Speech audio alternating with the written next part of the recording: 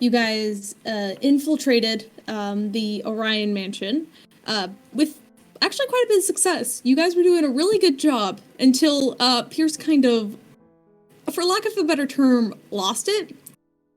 And you guys ended up running and chasing him around the mansion, causing a bunch of trouble, and eventually found Mhairi, who then promised to talk to you, meeting you somewhere in the main disc, where he would come and he would try to explain everything he possibly.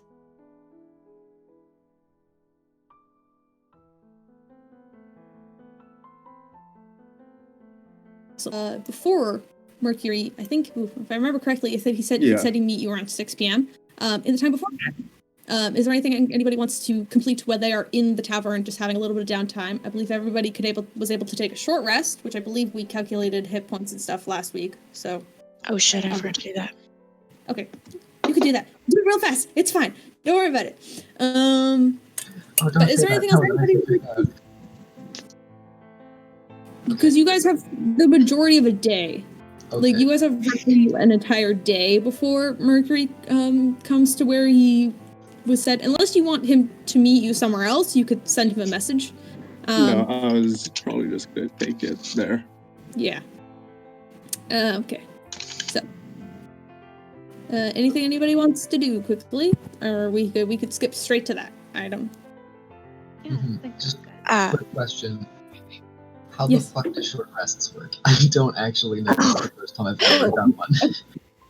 How do short rest? Well, you have a certain number of hit die that you can roll and heal yourself for, which I believe you can find. If you're on D&D Beyond, if you click on the short rest button at the top, it'll have it'll have one line. I have two because I'm multi-classed, and it'll show your hit die, and it'll list die plus a number. So that is a hit die plus your con score, and the way you're going to do that is you can pick a number of the boxes that you have, which is equal to your levels in that class, and you can pick a certain number of those dice to roll to try and get yourself back with as many hit dice up as possible. Plus, and of course you get to add the con modifier as you go. So yeah, also any abilities that you have when you press the short rest button on D&D Beyond, any abilities that you have that automatically recharge after a short rest will reset themselves. Yeah, no, nice. You get spell slots back. I don't think clerics do them. Rubble, cower, and beg can get off. I get my key points back, motherfuckers, which means I wanted to use Stunning Strike a lot more. I was saving them, and so I didn't, and now it's like, shit. I know. I didn't think I could convince you guys to leave. I was saving my fucking rage. Well, Peirs put on the leader hat. It was very nice. I'm having a panic attack. Let's get out of here. That's what that was. Tomato. I saved every single one of my spell slots for that fucking battle. I have not used a single spell yet. Oh no. I just used cantrips. Nice. Wow. We were both so smart. We were both so smart in choosing what we did. You guys had to, full on, if you guys didn't turn around midway through because Peirs had a mental breakdown, you guys would have been so prepared for the final fight. We would have been so ready.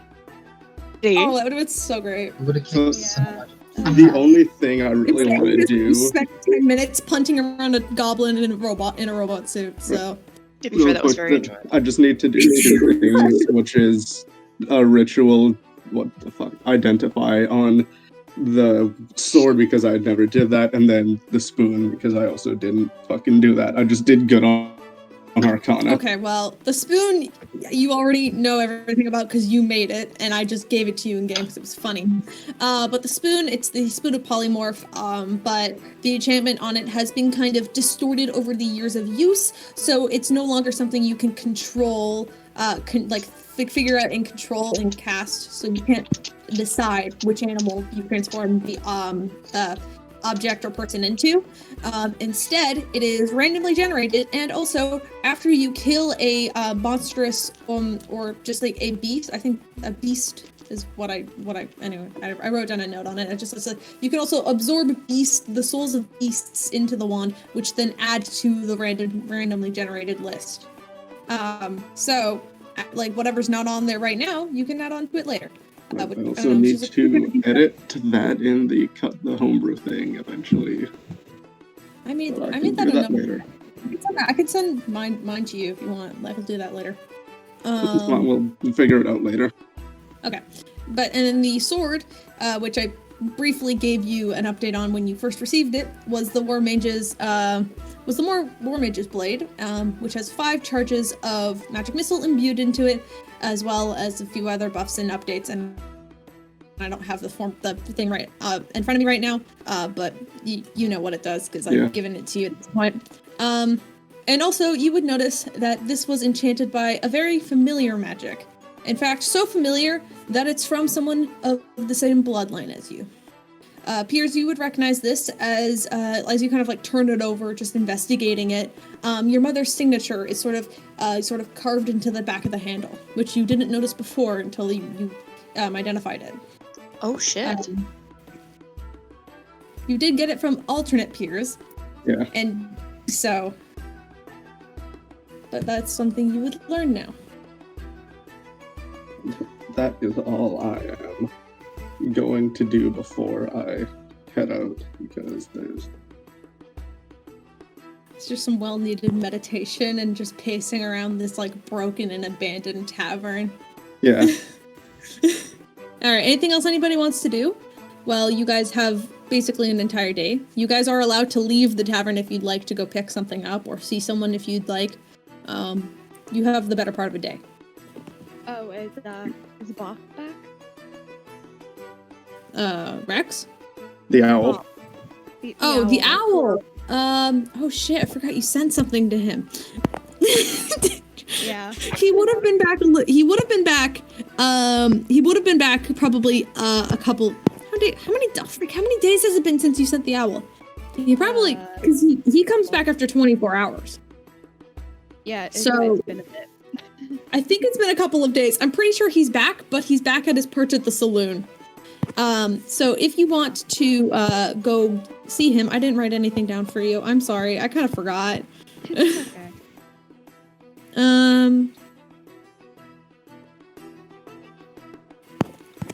You can go back and you can kind of see that he's there.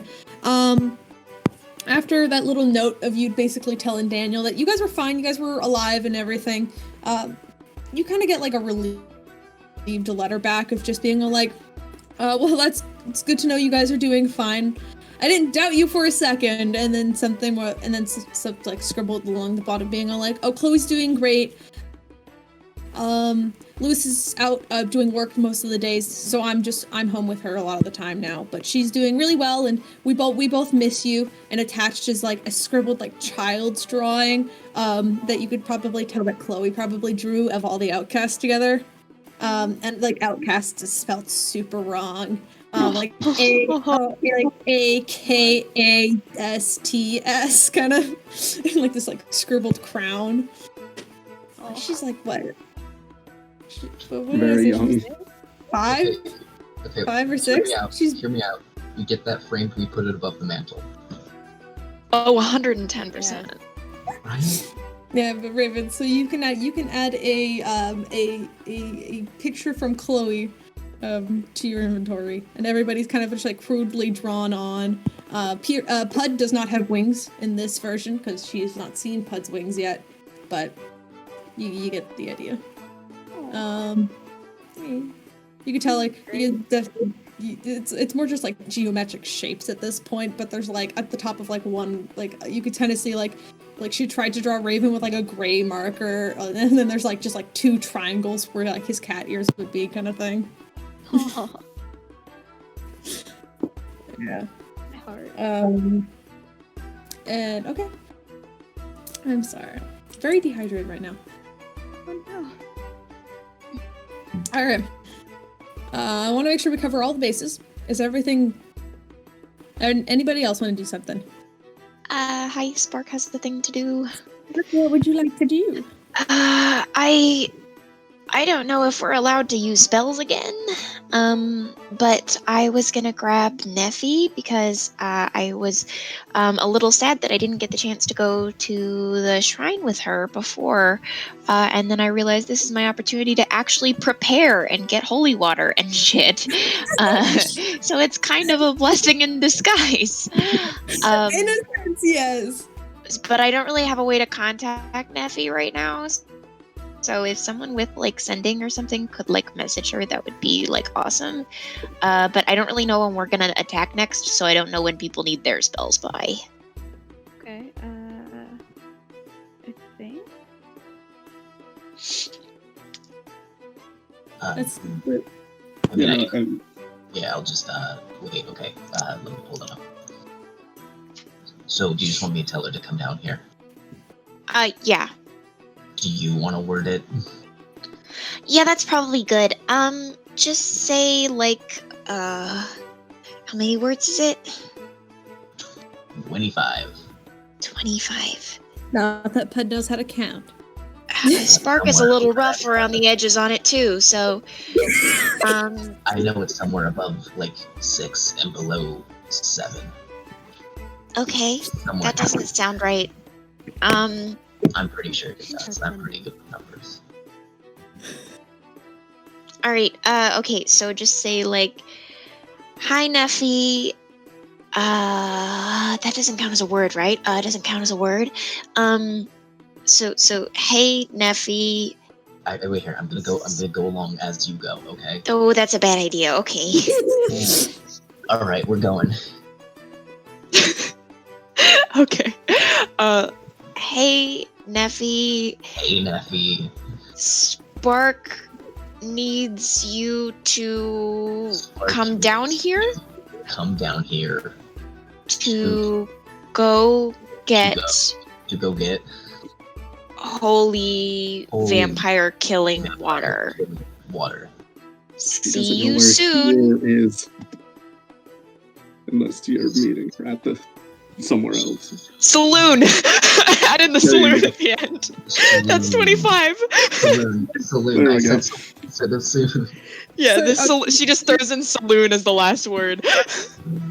Yeah.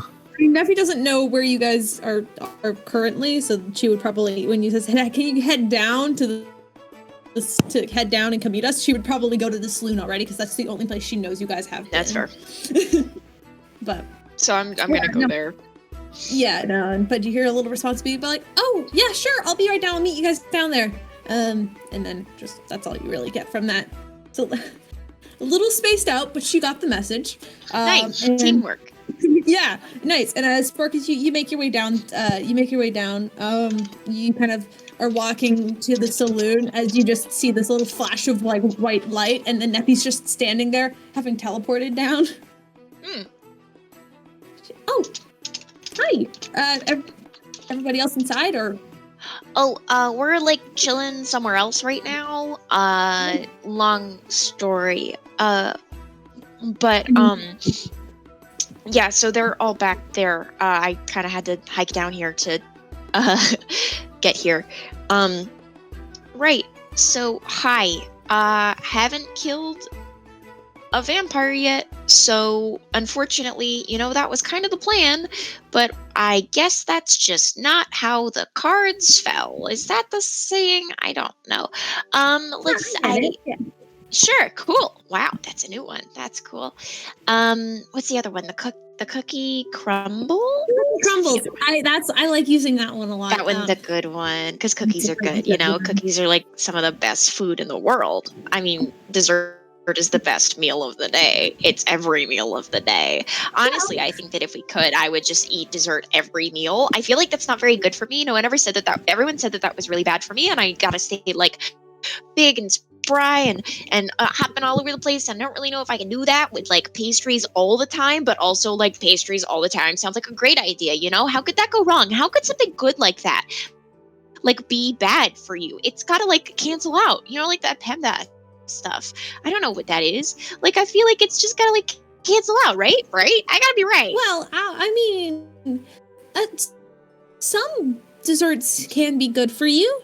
I've made. I mean, you guys have some of that magic food that I've made, and I've been mixing around some other sort of magic ingredients into my food. Oh, I had something I wanted to give you and Puud. Maybe I can do that after you maybe kill a vampire. Just as like a little congratulations gift, maybe. I'm still working on it. I'm not sure if it's entirely good yet. But can I get a hint? Well, I mean, you said it yourself, magic's cheating. I was thinking maybe magic wouldn't be cheating if it wasn't exactly magic and instead just really good food. Okay, I am so interested in what this means. I'll show you later, I promise. So do you want to head to that little chapel? Because that's where yeah, I don't actually know where the full-on chapel is. I've only seen the like statue on God Valley. Residential desk. Oh, okay. You were just from there. Oh, right. You were just from there. Just there. Oh, well, oh, yeah, that building? Oh, yeah, that makes a lot more sense now. Okay. You probably would have seen it when you walked in. Like, it's like, there's like that little market area where there's like a bunch of like little shops and like inns and stuff, like when you first enter the residential district. And then there was like this like little towered like stone building. And that was more like a chapel area or like just kind of like for the Raven Queen. Just, it was very small compared to like Issa's in your kind of monasteries. But small it be, but it's still, you know, a place of worship to the Raven Queen. Yeah, I mean, like, I don't know anything about size and decorum and all that kind of shit. I am new to everything, so wouldn't really know. Me too. You saw my place. You wanna go? And I mean, we can take the elevator if you want. I mean, I do have a couple more teleport spells if you want to just go straight there. Oh, well, I don't want to, like, waste stuff. Like, I'm sure you've got, like, all this important stuff going on. Don't even worry. I have plenty of magic to use throughout the day. I think you're the one who needs to, like, save your magic or your skills. That's a good word, right? I guess. I don't know. And Neffy will hold out a hand to you. Spark takes it. No, as Neffy kind of like grips your hand, it just a small smile curls up on her face as you feel that very familiar kind of tug and pull feeling that happens every time you guys like hold hands and Puud teleports you with the stick. Except for you're back on the residential district where you just came from, like off in the center. And she points over to like the chapel like building, which you would have seen when you first arrived here. And she's like, just this way. I do know one priest here. He's a half elf. I think I need to find his name. Sorry. It's okay. Just as a note, Spark looks at the temple, takes a breath, and does not let go of Neffy's hand. Neffy will gladly hold her hand. Just all the way in there. Hold on, I have to open up the other document because I forgot. Okay, hold on. All right.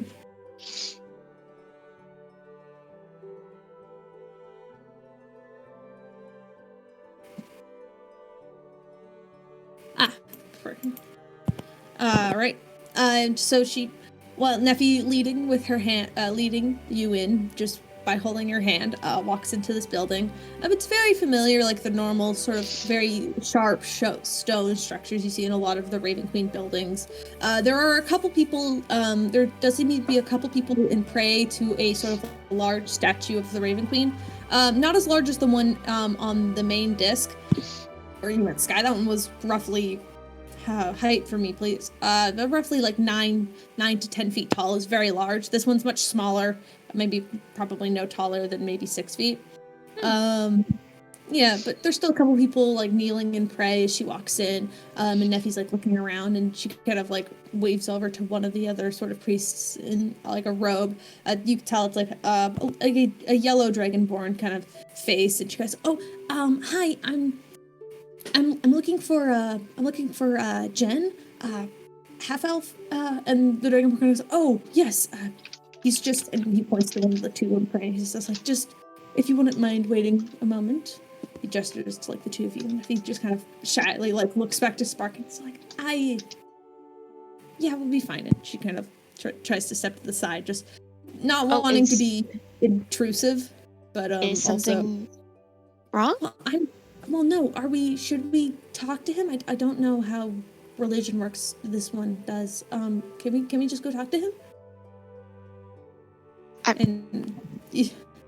She like gestures to like you could see like this half-elven man with like blonde hair just like kneeling in front of the statue, and that's the one that Dragonborn had pointed out to you.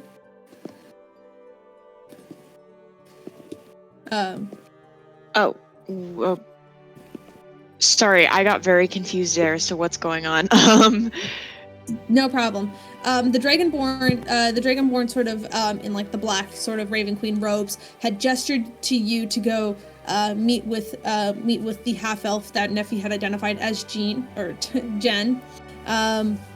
That's how I guess it's pronounced. Because I said it the first time and I'm committing to it now. And you could just see this half-elven gentleman just sitting there in front of the statue in prayer. Neffy seemed a little bit worried as she doesn't quite understand how churches and stuff work. Even though she is a cleric, she's not one of normal worship. So. Okay. All right. I don't want to be rude, but I'm in no rush, so I could wait. Last time I interrupted somebody praying at a statue of the Raven Queen, it didn't really go well. So I don't know. I can wait. I mean, does he just sit all there? Does he sit there all day? I don't know how long people normally pray for. I usually only pray for a couple of minutes, but again, don't really know what I'm doing. So, Yeah, Neffy also looks at her. She's like, I don't know what I'm doing either. Honestly, I think we're not the best for this space. And she kind of turns back to like the yellow scaled dragonborn. She goes, Can you maybe like tell him I'm here? Neffy, if that helps. And you're gonna. Oh, am I the only one that can't hear Kaleb? No, I can hear. Yeah, okay. Kaleb, you cut out. I thought that was me. Cool, okay.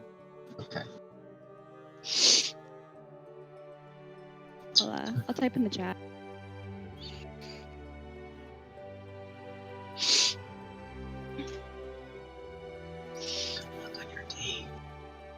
I'm not on a date.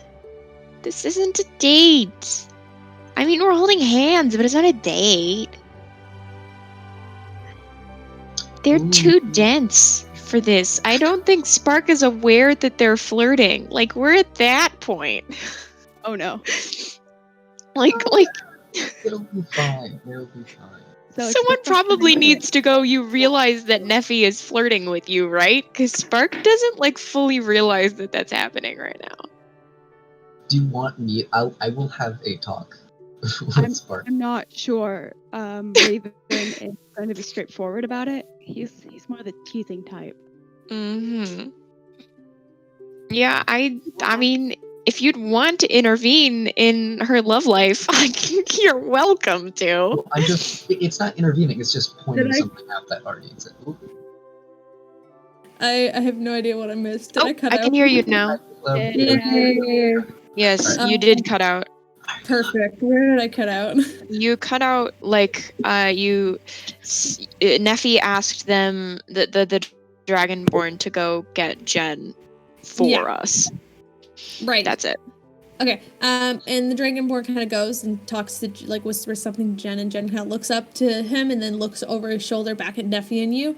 And you watch as this very charismatic, very gentle smile wipes over his face as he stands up. And you notice this man, though he is half elven, he is extremely tall, probably around 6.5 feet tall, kind of tall. Yeah. Like, I believe that's taller than Tanar'ri tall, and Tanar'ri is fairly tall. And he, as he kind of like walks over, he like has his hands on. He's like, Nefertiti, it's great seeing you again. what can I do for you two? And he just like looks between the both of you, just kind of like this very generous smile on his face. We're still holding hands. It's a thing. Yeah. Spark goes, hi, I'm Spark. Spark is summer, but Spark for short. I am looking for some cool, fun holy water. Anything you think would kill some creatures of the night would be really, really great.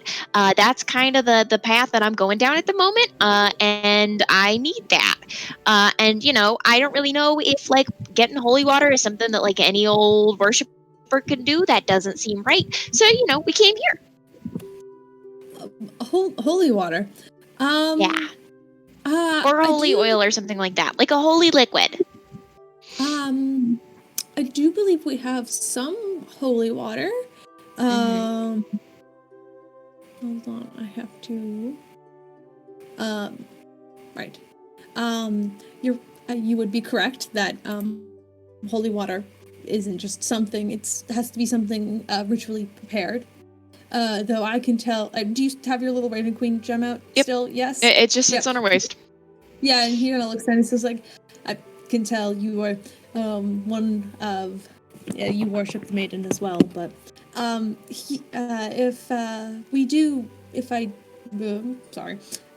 can give you a small bottle if you'd like, though I'm afraid we might have to charge because this is our magic that we would be selling. Cool. How much would that be, perhaps? I can do 50 gold pieces a bottle. Oh, okay. Well, I do have a good amount of money. How many bottles would you be willing to give me? Well, how many are you looking for? I am trying to kill a vampire. I don't know how much that requires. I just, right. It'll help. I wasn't aware there were vampires in the area. Well, there are. I might have to sell if you wouldn't mind. And he kind of waves his hand to kind of gently ushering over the Dragonborn again. Kind of just goes, excuse me. How many bottles of holy water do we have just in store? And he watches the Dragonborn kind of scratches the side of his chin and kind of goes, I believe that we just finished a half dozen. So in that case, we would have 6. Yeah. And then Jen turns his attention back to you two, and he goes, so 6, 50 gold pieces each. How much would that be in total? 50 is too big a number for me. Right. To math.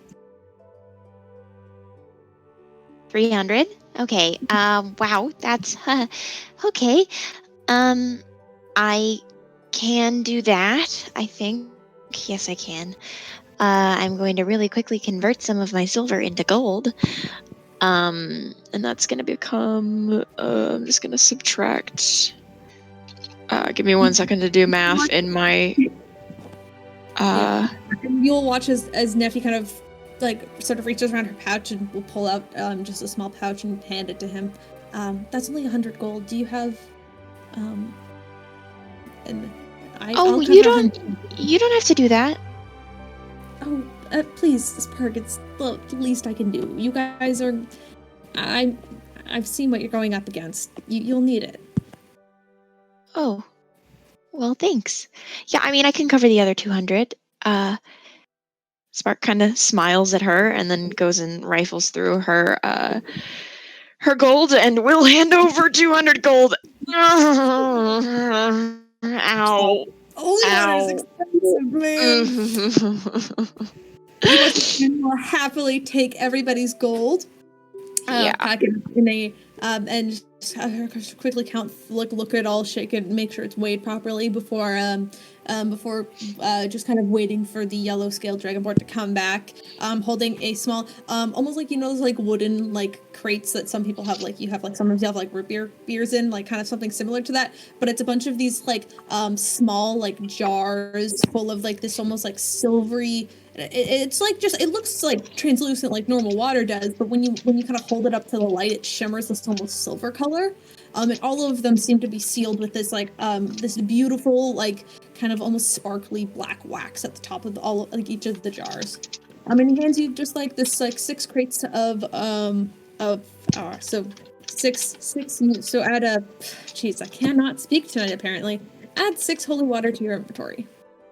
And so just to make sure here, even though Spark would never do this, I have been shown where they keep the holy water. No, you have not. You guys were standing. I have not. Well, you saw the Dragonborn walk into a back room and return with the holy water. So you can assume somewhere back there is where the holy water is kept, but you do not know the exact location. That doesn't. Spark is not going to rob a church. Just to clarify, that is not within her alignment, and it would not fit with her. However, it is good to know. If you guys get real desperate, I mean, you guys have already talked about our no, that was the frickin' Tanar'ri and Puud. We were in the group chat. We're talking about DIY stealing window panes to rebuild the tavern. But yeah. So when you receive your holy water, Neffy kind of gives a quick bow and thanks Jen before quickly taking your hand once again and just walking out. At this point, Neffy's just holding your hand up, and she doesn't see the intention of stopping. I mean, I don't either at this point. Like I'm invested. The second Spark is out, she just kind of, oh, okay. Oh boy. All right. Okay. That went well. That was painless. That was good. That was good. Okay. A little pricey, but you know. Pricey. Yeah. Yeah. No, I holy water did not used to be that expensive when I last made it, but do you know how to make it? I used to, but I think because of, where I get my magic now, I don't think I'd be able to make it anymore. Do you think I could make it, or is that really just you have to have magic from your god kind of thing, and prophetic dreams and all that aren't enough?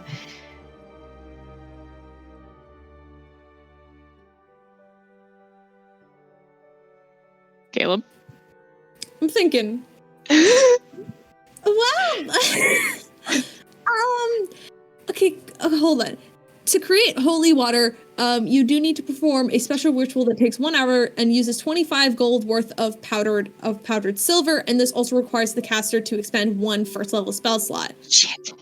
So technically not, but I don't have a spell slot. If Spark was super passionate, I'll say, Neffy kind of looks at you and she kind of, there's definitely a look of like an unsureness, but she kind of goes, maybe with some help. Maybe. You're not. I mean, you do seem super invested in your faith, so maybe the Raven Queen would like help you. Though I hope so. Yeah. I don't know. I mean, I wasn't aware that I seemed super invested in my faith. That's cool. I guess that's a good sign. I don't know. I have no idea what I'm doing, and this is very recent. So, I mean, kind of. I don't know. I guess it's not recent, but also it is. It's very complicated, but really it is mostly recent. But she chats with me and stuff like that. So I figure if she can help me in like dreams and stuff, she may as well be able to help me with this. I don't see why she couldn't. I think it might take a little bit more magic per se than just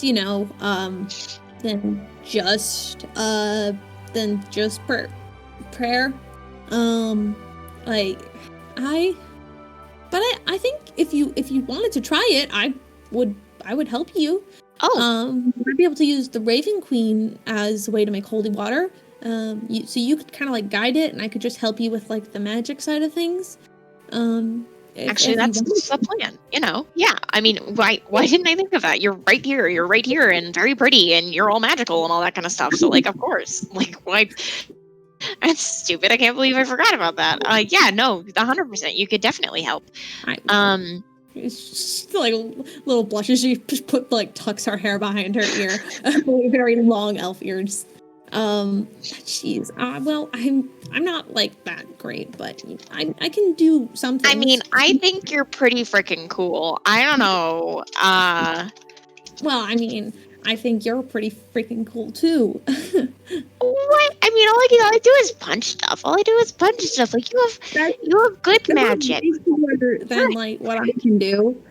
I mean, my all of my magic just comes from like a lost god, and you can like punch people into literally, you know, just like stopping, and like, you know, you're just so much stronger than me. Anybody can do that. If they just put time into learning where pressure points are, anybody can punch anybody into stopping. Like, it's just like a matter of hitting the right place. You could do it. I could teach you how to do it. It's not hard. I mean, it's kind of hard, but not really. Not in comparison to some of the other stuff I've seen people do. Like, I mean, seriously. You just hit people, and if you hit them some places, they die. And if you hit them other places, they stop. And if you hit them other places, they just get really mad at you. You know, it's, and you know, like, so you've got options, and if you just learn the options, like, I don't know, I'm not very smart, but I managed to get that. So, like, I mean, I guess I could like teach you. I could teach other people. You know, I used to kind of want to teach people when I grew up, but you know, I was never really good enough to do that. So I never really got around to it. But I bet I could. Though. Well. Oh jeez. My nephew just died. My nephew just dropped. Sorry. I just ate dinner, so I've still got like food in my throat. It's my fault. That's why I have water. Well, Spark, I mean, I know it's just coming from me, but I think you're like super talented, and you know, maybe you could, you know, teach me one day. I mean, I'm not super, you know, like great at like fighting and like sparring and stuff, but like, I mean, maybe, I don't know, like, if you wanted to, like, you know, like hang out again, like maybe we could, you know, do something. I mean, I think we could also like hang out today if you wanted to, whether that's like holy water or whatever. I don't know what we're doing today. I don't know. My friends might not like that because I don't really know what we're doing, but I don't think we're doing anything until Peirs goes and meets his old weird guy. And I don't really want to be there when that happens. So Peirs found this guy that he hasn't seen in forever. Really nice. Apparently, he really liked him, and we were all scared that he was gonna be like, "Oh, evil and scary," and that we're gonna have to hurt him. And then, nope, he turned out to be fine. And they're gonna like meet up tonight at the statue of the Raven Queen. It's gonna be a thing, and I really don't want to be there.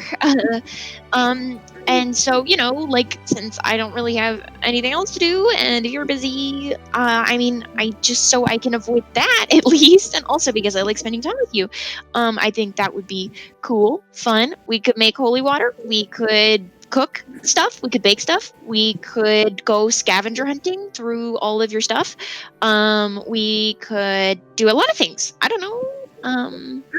Yeah, I mean, if you don't want to be there, I completely understand, and maybe I can make you, we can make cookies together if you want. I'm pretty good at that. I don't know if I'm pretty good at making holy water, but we can certainly try something. But we can, you know, just, I don't, it's not like I, you know, am busy. So if you wanted to, like, you know, hang out, we could just spend the rest of the day together if you want. Yeah, hold on. Kaleb, what time of day is it? It's probably, like, you guys, because you guys, that entire thing happened, you guys probably made it back to the, like, the broken down tavern roughly around, like 10 a.m. So it's probably, like, almost, like, only, like, 11:30 in the morning. Okay. It's still, you guys have an entire day together. Well, my thing is I'm trying to decide if I should go back to the group first and then leave. I mean, if you want to see where everybody is and then just kind of like run away and be like, okay, here's your holy water, bye.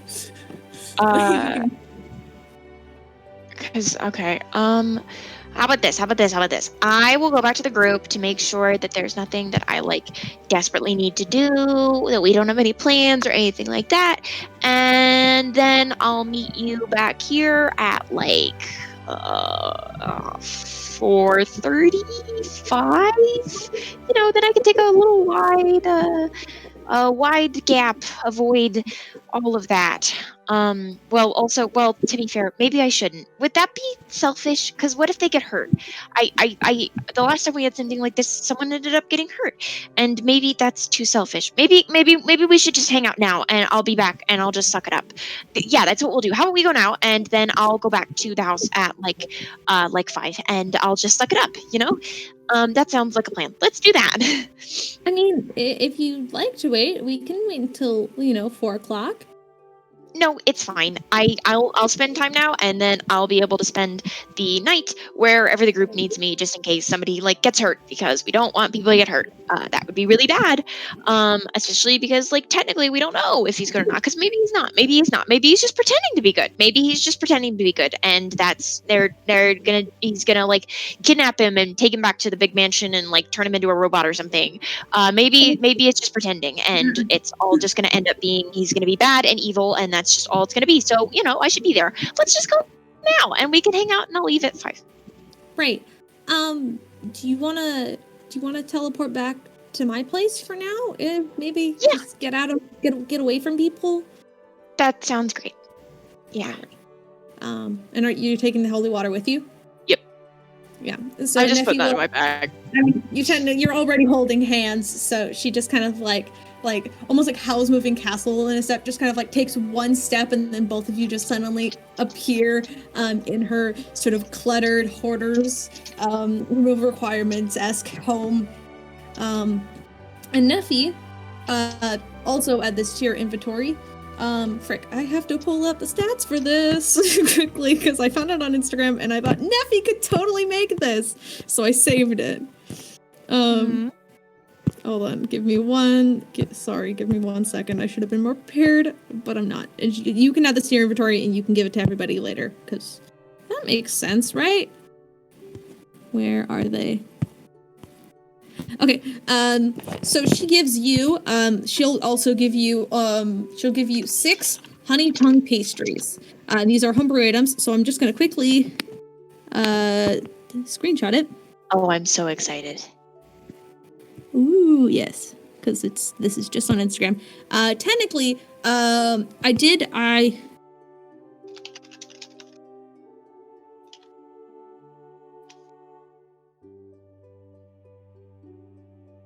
Yes, okay, perfect. Okay, hold on. I love Max yelling in my DMs with, make Neffy pay for holy water on the date. You have so much money. Well, she paid for 2 of them. Yeah. All right. There you go. Though technically these are just. So you make a charisma. So the person who eats them, you have to make a charisma-based saving throw, and then it's practically zone of truth. Shit. But there is also a D100 to D96% chance that they will take 1d8 acid damage, because this is not something she's perfected, and she told you this. Neffy will warn you, if this goes bad, I'm very sorry, but maybe these can help you. And also, they smell great. So if I eat it, it acts as a zone of truth on everyone I speak to? Yeah, well, it's like an individual zone of truth. So if Spark ate it, Spark now has basically zone of truth cast on her, basically. So she cannot tell lies. Okay, so if I want someone else to tell me the truth, I give them the pastry. Yeah.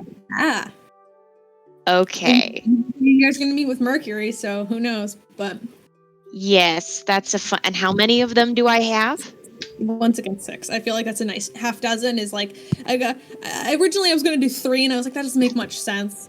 we'll do a half dozen because that sounds normal. When you make pastries, you make either 6 or you make 12, and 12 is way too many, so we'll make 6. Okay, we're gonna make 6. If you go up well, you can ask her to make more of them. This is why I don't know. I found this like D&D page, and they're just making a bunch of like magic food stuff. And then there's some other stuff in there. Then I'm gonna probably make Neffy make to give you guys because like some of these homebrew snacks are so funny. But for now, that's what you are gifted. What did you just insinuate in my DMs, Max? What did you just? You guys are gonna like talk about stuff, cause like she's gonna offer you one and you're gonna eat it, and then she's gonna be like, so like, what do you think about me? And it's gonna be like that. No, Neffy tells you what they do. She gives you a general understanding, like, okay, if someone eats this, they cannot tell lies. So save this for later, and I've got like some normal cinnamon buns that are just totally normal. We can eat these. Because Neffy's not going to force you to eat one. Okay. But they do smell delicious. They do smell. They are very tempting. Spark weighs her options there.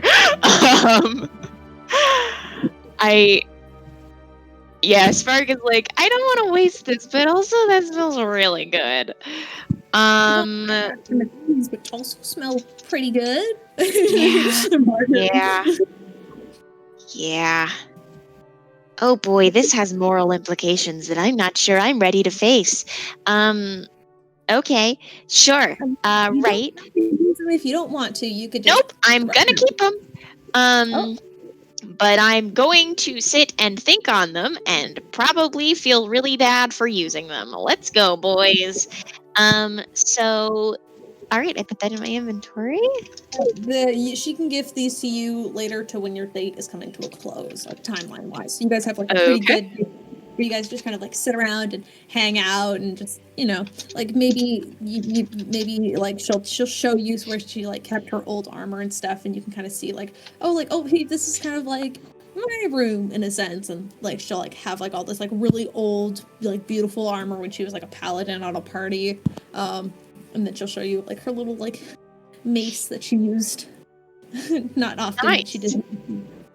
But yeah, just so you have fun with Neffy for the majority of the day. Anything else wants to do? Well, Spark's on a date. Raven, you went and grabbed your letter. Peirs, you cast Identify. Puud or Tanar'ri, is there anything you guys particularly want to do? The one thing I talked about before, I'll just like do that now. Like I'll get Wizard to kind of help me sometimes, and then just work on that. Oh wait. The warden leather thing. Yeah. Yes. Right. Okay. Huh? Okay. Don't worry about it. Puud wanders down to go to the saloon, and so you're going to spend most of your day at the saloon then. I'm fine with that. I mean, I probably would anyway. Yeah, well, exactly, but like... Tanar'ri, do you have any plans, anything you want to do for the day? Do you have a thought? God. What's your thought? Let's start with a stealth check against anyone who's still around at the time of me doing this. I will say, out of character, I promise it's not as bad as other times. Okay. That's so reassuring. No. Well, you know what might reassure you is I rolled a 3, so my stealth is only a 14. Nice. Okay, nice. Where are you going? Uh-oh. Can I just say I did roll perception to see I just got 16. Oh. So you would see Tanar'ri leave. 19. Both of you just watch as Tanar'ri just like walks out the door. Yeah. Are you guys gonna stop him? Question him? I was gonna try to stop him just to ask where he was going. Raven's done. So does he answer? Tanar'ri? Yeah, I'm just thinking. You're holding on. You're just gonna leave no questions, no answers? I'm just thinking of an answer. Sorry. Where are you? I don't even know where you're going. Unless you're planning to lie to them. In that case, deception. Make a deception roll. Ah, God.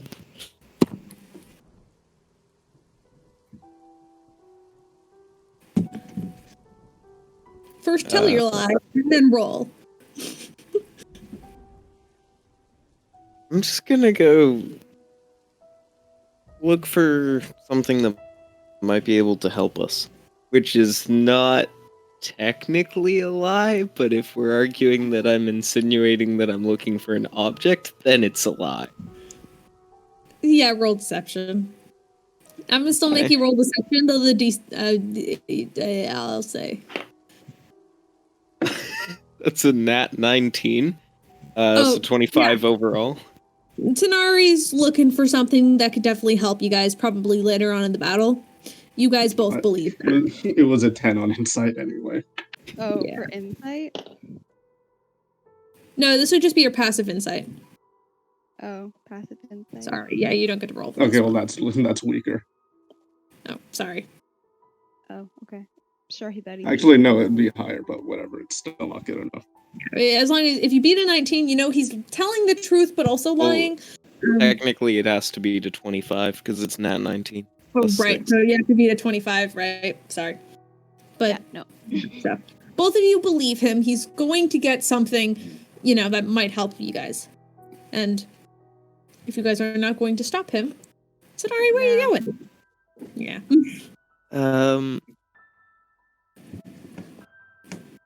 I'm just gonna look for a dark alleyway without any heavy foot traffic. And I'm gonna sit somewhere pretty quiet. And I'm asking the wrong people the wrong questions, but I'm gonna ask Mhairi if Felix can be trusted. I'm probably forgetting names.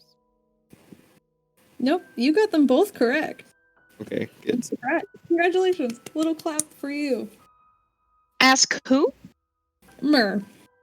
You missed out on this information. Well, no, you didn't miss out on anything. This happened in the Whispers chat. Yep.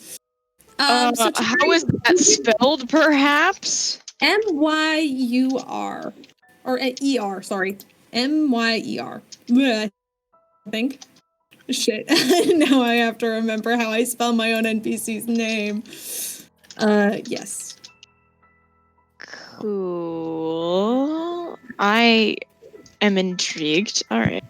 Tanar'ri, you kind of go out, and you find yourself a dark alleyway, your hood's kind of pulled up, you're just trying to be sneaky and take cover. You find kind of somewhere there's a bunch of boxes set up behind someone's house, and there doesn't seem to be anyone around, so you feel generally fairly safe as you sit there, and you just you think about it for a second, and you're not sure if this is going to work. You've only ever heard this name maybe 2 or 3 times, and now you're trying to ask it a question. And you sit there and you ponder, and then you feel less alone for a moment as you hear this voice going, "Well, you called?" And you turn and you look beside you, sitting on one of the other crates, feet almost dangling off the edge, with these leather pointed shoes with a small curl at the tip of them. A figure in a long black cloak. Almost appears that smoke is just slowly drifting off at the back of the cloak. Their face is obscured from where they're sitting right now. But you've seen the face before. You know who's there.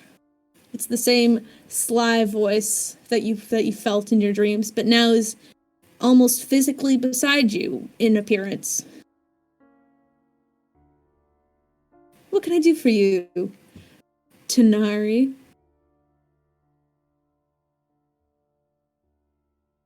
I want to know if this Felix character can be trusted. Felix. Oh, that little devil you rescued out of the mirror. the one. Well, trust is a funny thing, I think both of us know. But devils are bound to their words, so if he does owe you something, he owes you one thing. But if you decide to ask of more from him, he might want something back from you. And that's how deals are made. I don't know too much about the fiendish kind. We don't get along too well. But for one I know, he's a man of his word.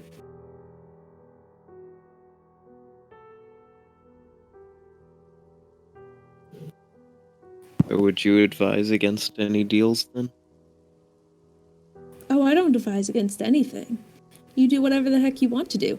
I am just a simple observer.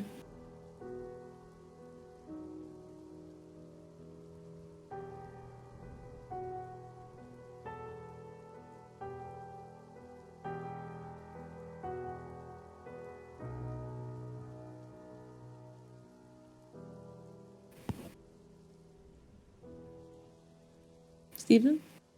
Yeah, sorry. Sorry, no, it's okay. You're thinking. I'm thinking if I want to ask another question or not. You can. You don't know how long we're going to be here, though.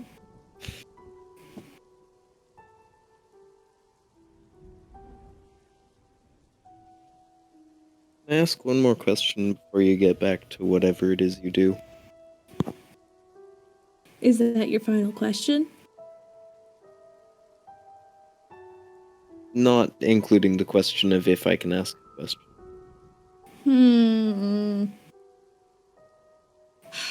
Since it's your first time, sure.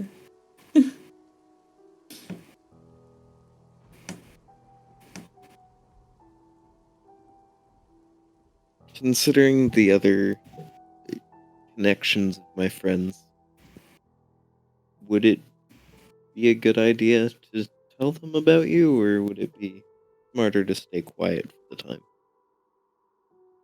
Oh, I don't care at all. I'd love to see their reactions, honestly. I think it'd be quite hilarious, but though I'm not exactly sure if they'd be very fond, with me, us, our kind, our culture. Don't worry too much about it. I'll appear within time, he says, as you kind of watch, and you kind of look away slightly, just a little puzzled, but by the time you look back, he's just gone. Without a footstep, a word, or a noise. Just in like a blink of an eye, Mhairi was there, and he's gone. Though that still presence of being watched and not entirely alone sticks with you.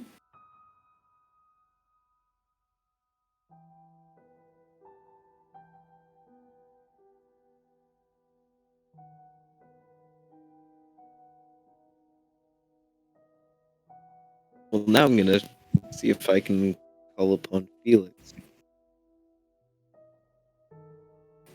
I mean, easy enough. Felix gave you only one simple instruction, and that was just to call his name and he'd be there. I believe it's almost exactly what I said. And you're just gonna do this the same time in the same alleyway? Yeah, once Mhairi's gone. Okay. Well, Mhairi's gone, and you call out, and you just call out to Felix, and you immediately smell the stench of just like salty sulfur is what hits your nose first as you watch this blue devil walk down the alleyway, like slowly buttoning up his shirt as he is rolling his shoulders and stretching out. And he goes, oh, it's just you. Where'd your little friends go?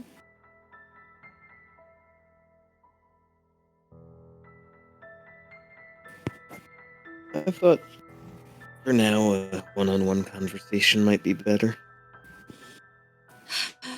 All right, well, I've got things to do and people to see. God damn it, I shouldn't have done all that open. I'm fine. Judas, no.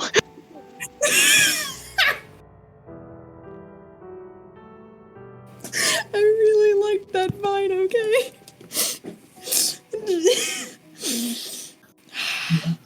I'm okay. Back into character. Felix kind of brushes his hand through his hair quickly, and he goes, well, since you were the one who rescued me, what can I do for you? Tanar'ri. Such a weird name. I don't know why you chose it.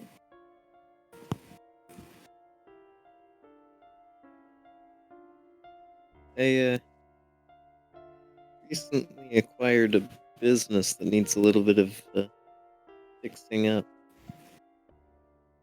I was hoping that your favor could possibly be to help me find a cheap but effective way of doing such.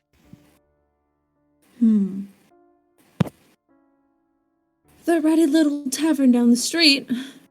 It's in your name now, isn't it? Where, I guess, as much as your name it could be. Technically, it's still owned by one Rex Blackwell. I don't know why he gave you such a thing. Can't seem to quite figure you out. But I can fix up your tavern. No problem. But I do need to know, what is your name? But you owed me a favor for the rescue.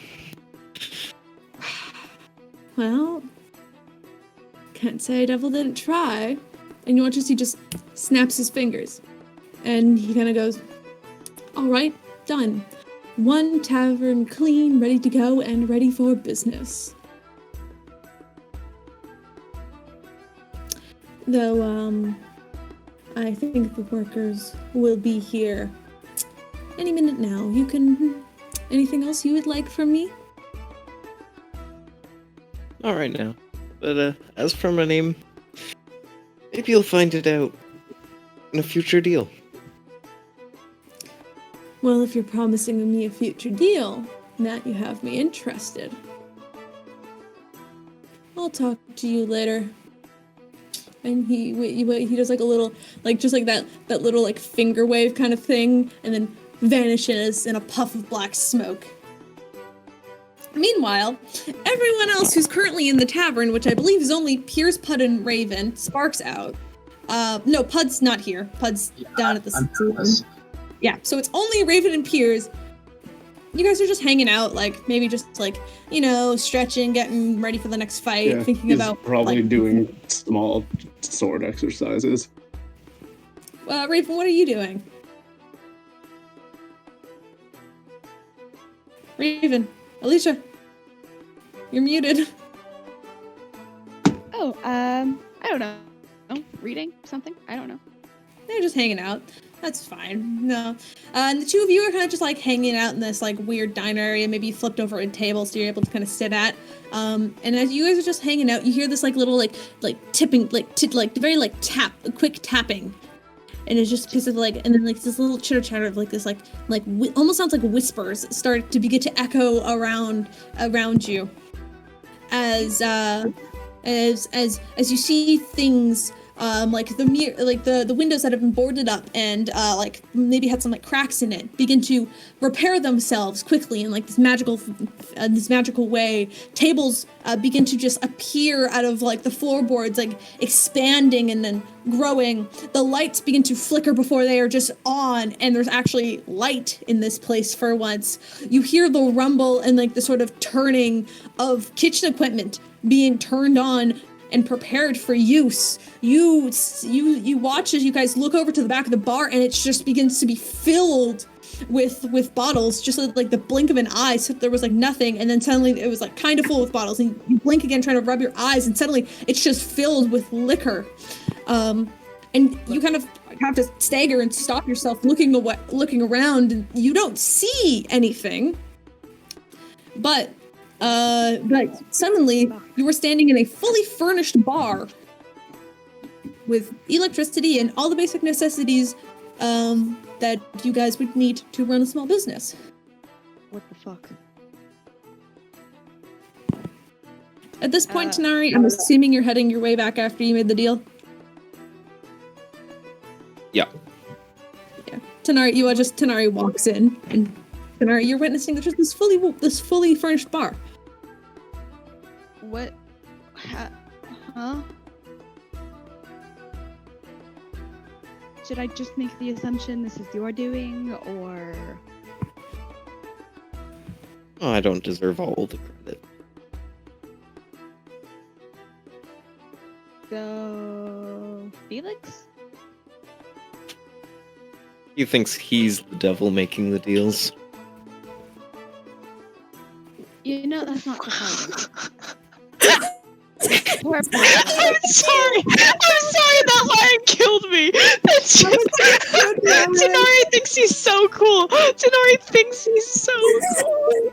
I want to get that on a t-shirt. Tanar'ri. Oh, that was a good one. If this That's a good podcast one. ever blows up and we start making merch, that has to be like the first thing to roll Oh, out. 110%. Being gay to crime is getting a shirt. Same with shut the fuck up. Can't hear you with the sound of me loving you so goddamn much. Like that. Frick, what's another good quote? Charm? I mean, I'm not very good at math, but by the transitive property of go fuck yourself, I think I can trust you. I want one just like a t-shirt with like the Raven Queen on it that just says like wine mom. Nice. God mom. Is And there it's just, nothing like, up there it's but like angst and racism? Sharing a bottle of wine. That one. Is there nothing up there but angst and racism? Do you have a brain up there? Well, I Bob says 100% would wear trans that shirt. It's not easy being green. Not easy being green is such a good classic. We need to make the Bub says trans rights button. We need to. Yeah, Bob says trans rights is going to be like a pin or a keychain. Like that has to be a thing. Also, a question for the wine mom. What if we have it's one of them is the Raven Queen, one of them is Sigloon, and then it's just Spark, Puud, and Peirs running around the house as children, and they're It's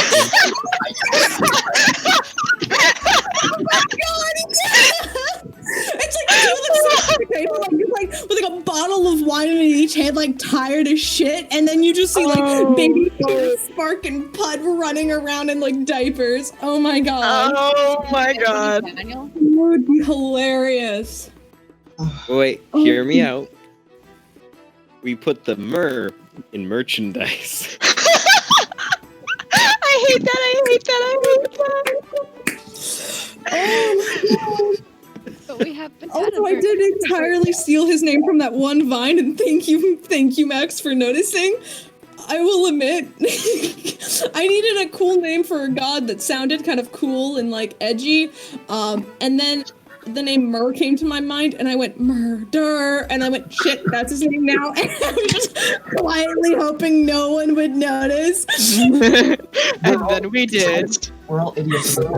You don't think you can pull that shit off. We won't. Oh yeah. Well, it's fucking same with Drez.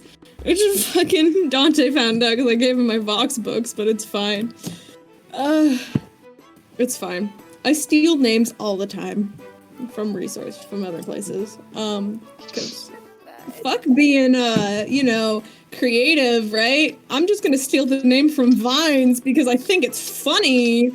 Okay, but that's better than like the white moms who are like Caitlyn and then spell like, you know what I'm talking about? Yeah. Oh yeah. Okay. It's better than that. So take as many names as you want because they're all very nice names. Murder. Anyway, conversation continues. Sorry. Yes. Sorry, that was kind of funny.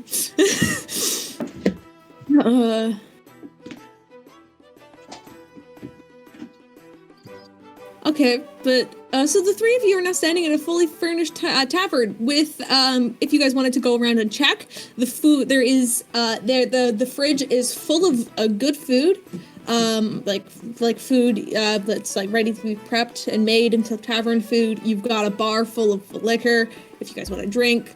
This is your place now, and it costed you absolutely nothing. Oh boy. Did it though? We're not the ones making the deals. It's his. absolutely nothing. I don't like that you just pinned it's either robots or actual devils in chat. I don't like that you just pinned that. Why did you just pin that? Because I think it needed to be pinned. Okay. Oh It's my god. fine. Why can't it be both? I am very worried as to what is going to arrive at our tavern later tonight. I am very worried. I knew he couldn't be trusted. I knew it. He's a devil, of course he can't be trusted, like damn! Oh, I was talking about Literally, the devil, I told you this was like that was in care, okay. Yeah. Oh. But, and meanwhile, the day kind of passes on. If there's nothing else anybody wants to do during the day, time will pass as normal. You guys can grab a drink or whatever else.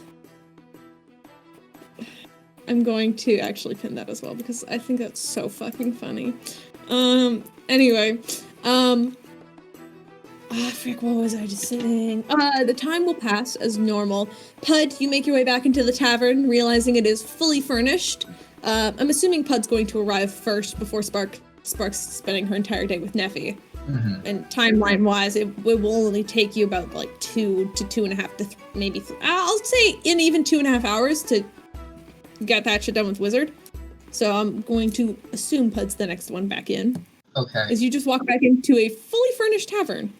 I would like to Unnamed. investigate to make sure that this, because in Pud's brain, there's no way this is the same tavern, so he has to go inspect to make sure it's the same tavern.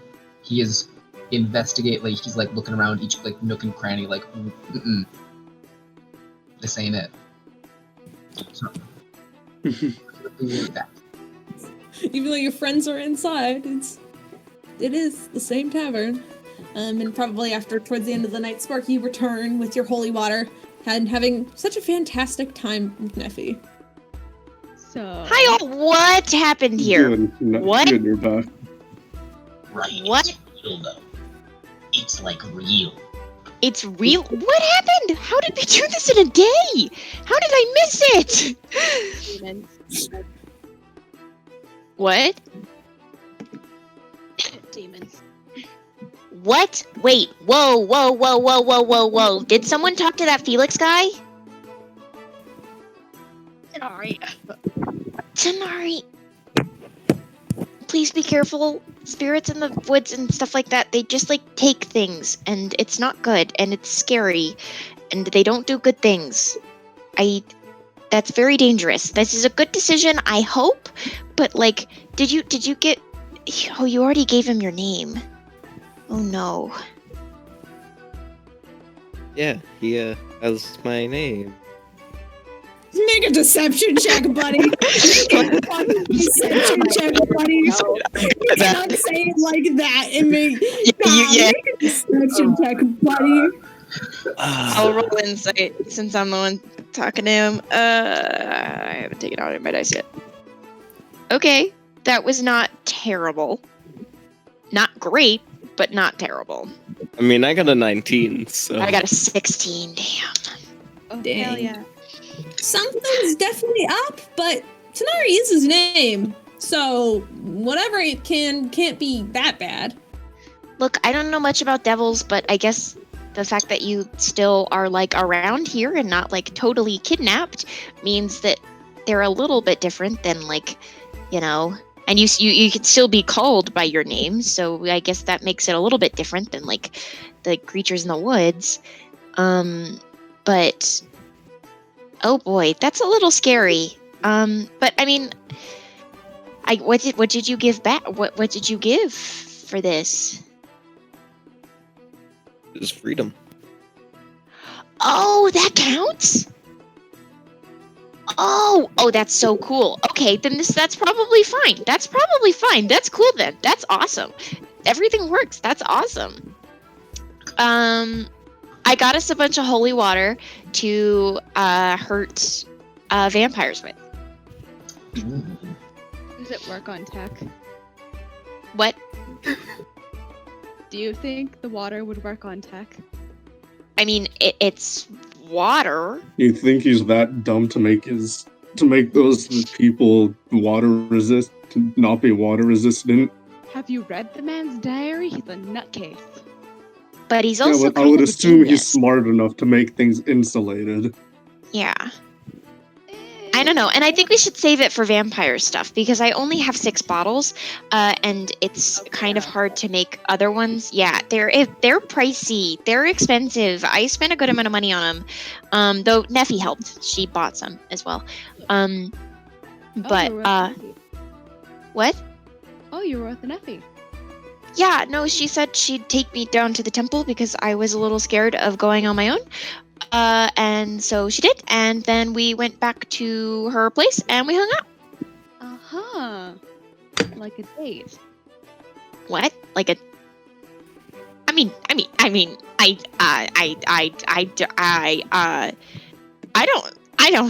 think it's a date. I don't think it's a date. It's Neffy. Neffy's a friend. I don't think it's a date.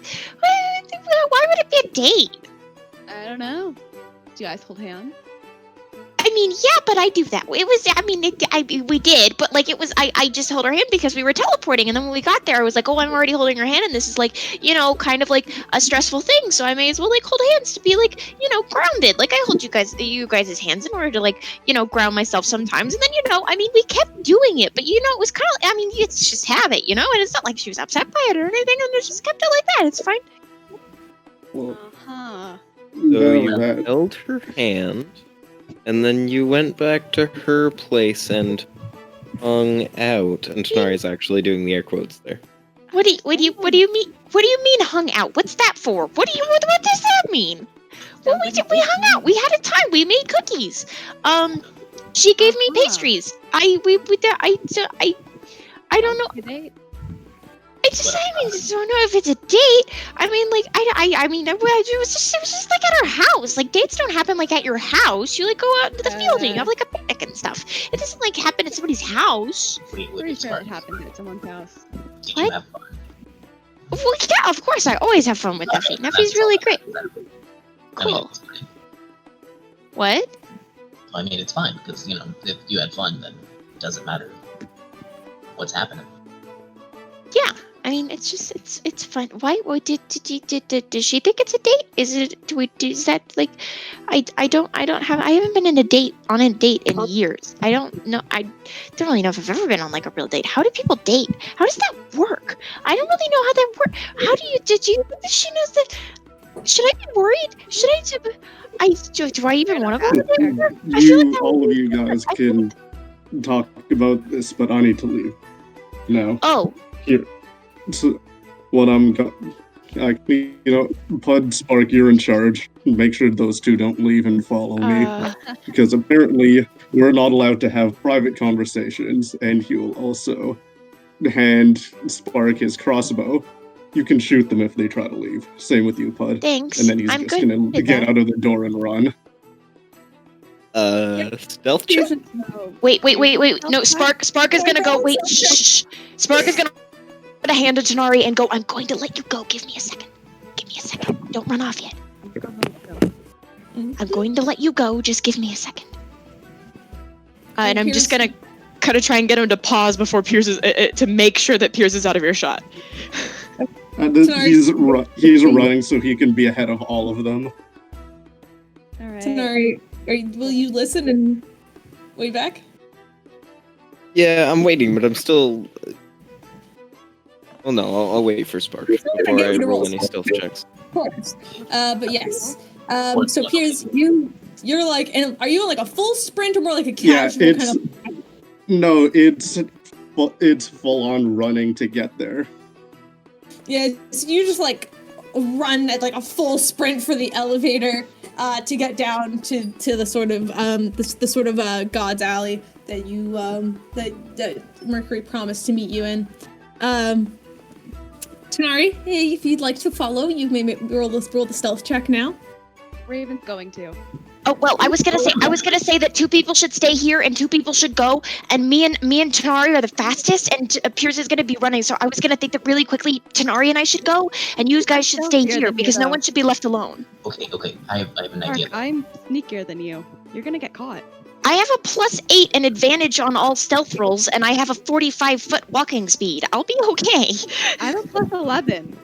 But I have advantage. You're a bard. That's unfair.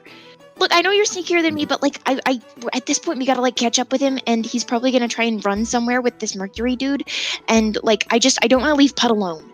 How about this? What? How about we all stay here and respect his privacy? No, not okay, even no, try that's not to safe. That's murder not him. okay. Okay, Puud, I hear you, but how about this? And I'm gonna roll that stealth check now.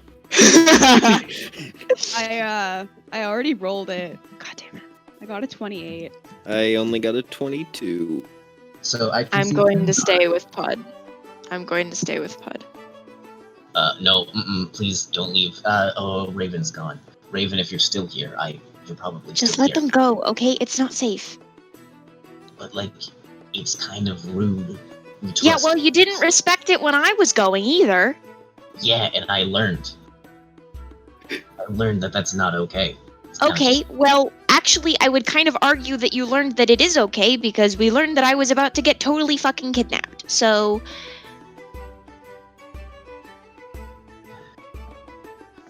it's not safe. And I'm leaving. Well, Puud Oh, seems Oh yeah, I figured you guys were already gone. Raven, roll, please, because you're leaving at the same time Tanar'ri is. What I would rolled you a roll? 28. Oh, perfect. 22 and 28. Yeah, you guys are gone. Peirs, you feel like they have listened to you, maybe? You're crossing your fingers at this point. You know your party members are pretty sneaky. You're just, cross your fingers at this point. Look, Jesus Christ. Puud, as much as I want to trust Peirs and let Peirs have that privacy, like I said, the last time we dealt with someone that we thought was brainwashed but turned out to be good, it was Sky. And we know how that ended, and I don't want that to happen again. So, it's safer that way. I know, but still, Hey, look at it this way. If he doesn't hurt him, they can leave. And they can have all the privacy they want to be cool and fun and have a great time together and have the rest of their lives together and all that good stuff. Because if he doesn't hurt you, or if he doesn't like hurt him, then they have no reason to be there. And they have no reason to move and be seen. So, I mean, I guess that makes sense. exactly. He doesn't have to know. If Mhairi doesn't hurt him, he'll never know. And if Mhairi does hurt him, then we don't have Peirs alone in the middle of the city about to be completely, like, kidnapped by a weird robot evil guy. Fine, but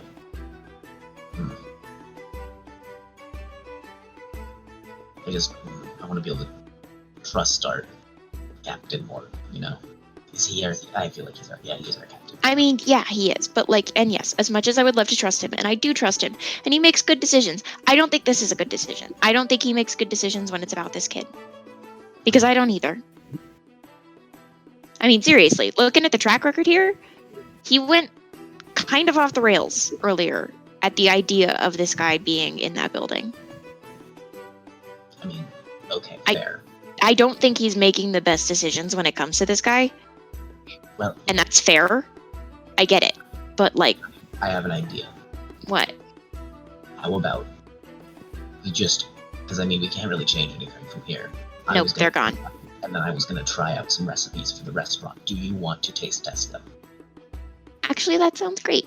It'll be good distraction, I think. Nice. Alright, so I will go do that.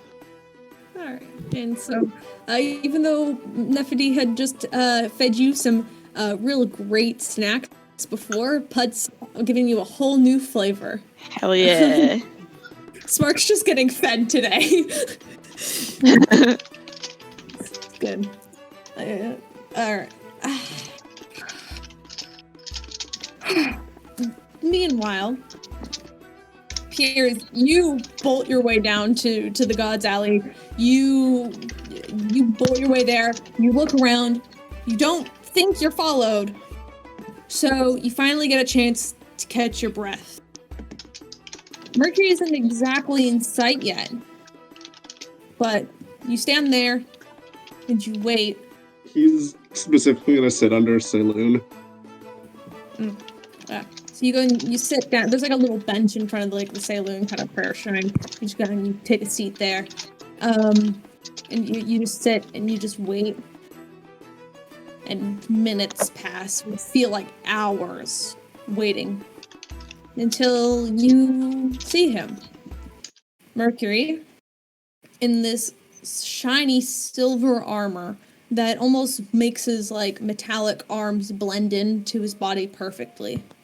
He walks around and he's looking between all of the statues, looking around trying to find you before he sees you. And he just stands there with a smile as he just smiles, and almost like the tenseness that he held in his shoulders just dropped as he just like slowly approaches you. Here's... Took you long enough. And I mean, I did tell you I'd meet here at 6. You're the one who's a bit early. Oh, maybe I am a bit late. well, now, really quick, I know this is going to sound crazy, but we should go somewhere else. My friends tend to not trust in anybody, and I want to believe that I'm not being followed, but it's just a horrible track record at this point. Right. Right. Your friends. I remember. Sure. Where. And anywhere that is not anywhere that I don't think they would suspect. If you know anywhere down here. I mean, I've been to a couple of the inns here. I know there's like this one Dwarven tavern down the road. They have this really good steak there. But I mean, unless you want to, I don't know if you've had dinner or anything yet, but no, that sound somewhere private, somewhere a little as good as a crowd would be, maybe somewhere a bit hidden. Right. Well, admittedly, I haven't tried to hide a lot, but we might be we might be able to find something. I mean, there's plenty of places around here. It's a giant city, right? So if we keep walking, we might, lose them if they're here. Right. We'll see. I ran as fast as I could, and I'm pretty sure if anything, if they were following me, I'd definitely beat them to the elevator. Well, sure. I'll let you lead the way. And you just, I don't understand anywhere. No, somewhere not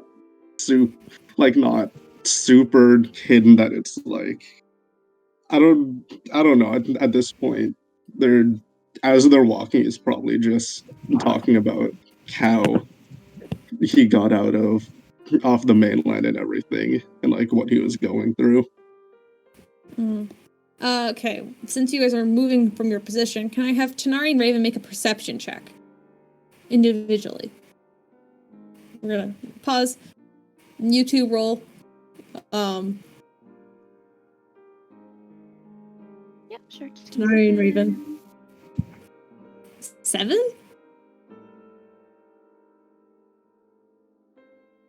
What did Raven roll? 25. Oh, 25. Okay, I thought you said you rolled a 7. I was like, oh no, I got a 21. Okay, so both of you do manage to you get there, you're hiding, and then you watch him leave and you're like, fuck is he going? But you do manage to continue tracking him from a distance, but still enough that he's within your eyesight, but you're not close enough to hear his conversation because they are continuously moving and kind of moving around crowds of like people just going along and getting dinner. There's like, couples are like linking arms and like just like chatting around as Mercury and is just kind of like walking beside Peirs, like just looking up at him.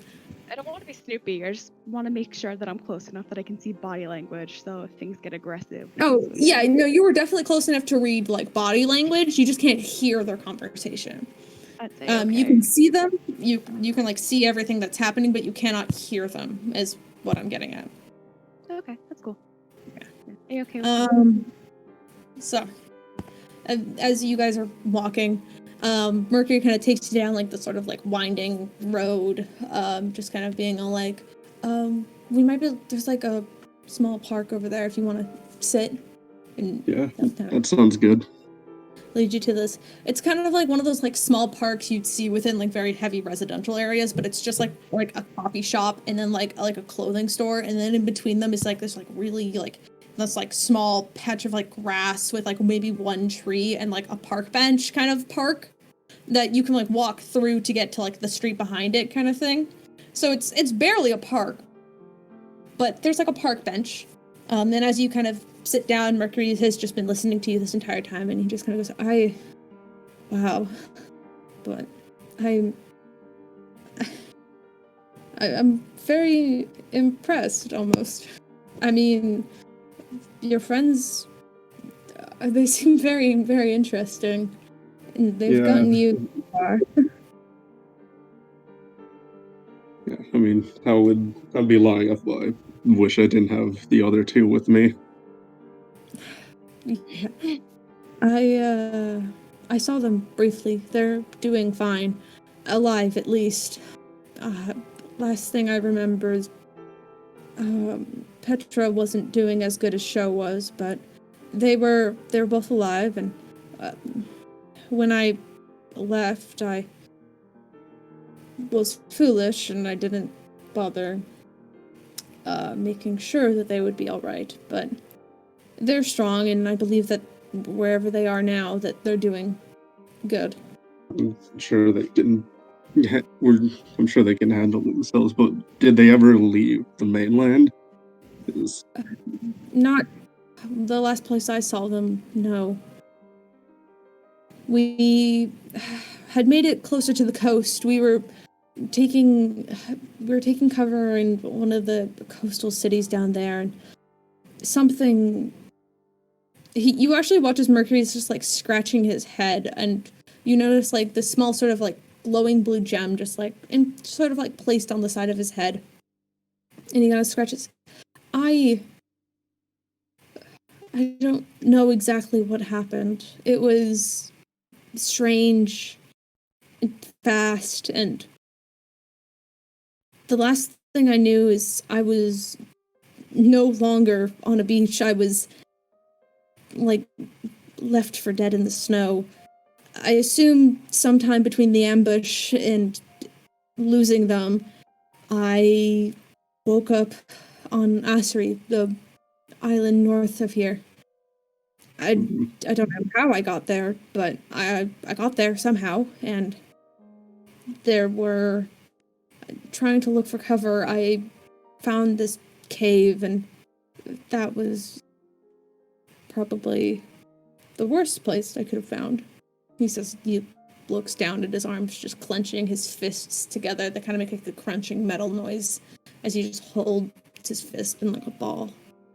There were a bunch of kobolds, admittedly. They were all black skin scaled, but they were vicious. I didn't know what any of them were saying or doing. They just... I must have looked like a fresh meal to them, because they ate my arms until there was nothing left. I was practically bone at that point, if there was bone left, but and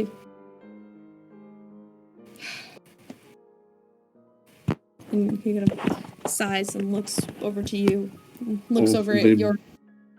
Must have been scar. different from wherever where Pud's from, because his clan was pretty cohesive. I mean, he, like, holds the Saloon amulet. I would know because I've kind of connected to his memories. Oh, I noticed that. I never saw you as the religious type, but Well, time something gave me a reason to admittedly stop killing, but your air quotes boss have given me a new reason to go back to my old way. You don't need to do anything. Levi is just a man who likes to build mechanical stuff. He's a madman that nearly killed Tanar'ri, admittedly, and had that box which was stolen from an old witch, as well as forcibly putting us into work at his restaurant. Other than that, I would say relatively normal. Well, Granted, Tanar'ri broke into that apartment, so he didn't have it coming. Well, I mean, I will not say he's a good man, but he's a man nonetheless, and he did give me my only way of protecting myself back, and I have a debt to him. I mean, you wouldn't have had anything to save if I didn't step in twice. I know. I owe too many people my life now. And honestly, I don't know where that puts me on the scale of loyalty. I mean, Peirs, I'm always going to be loyal to you.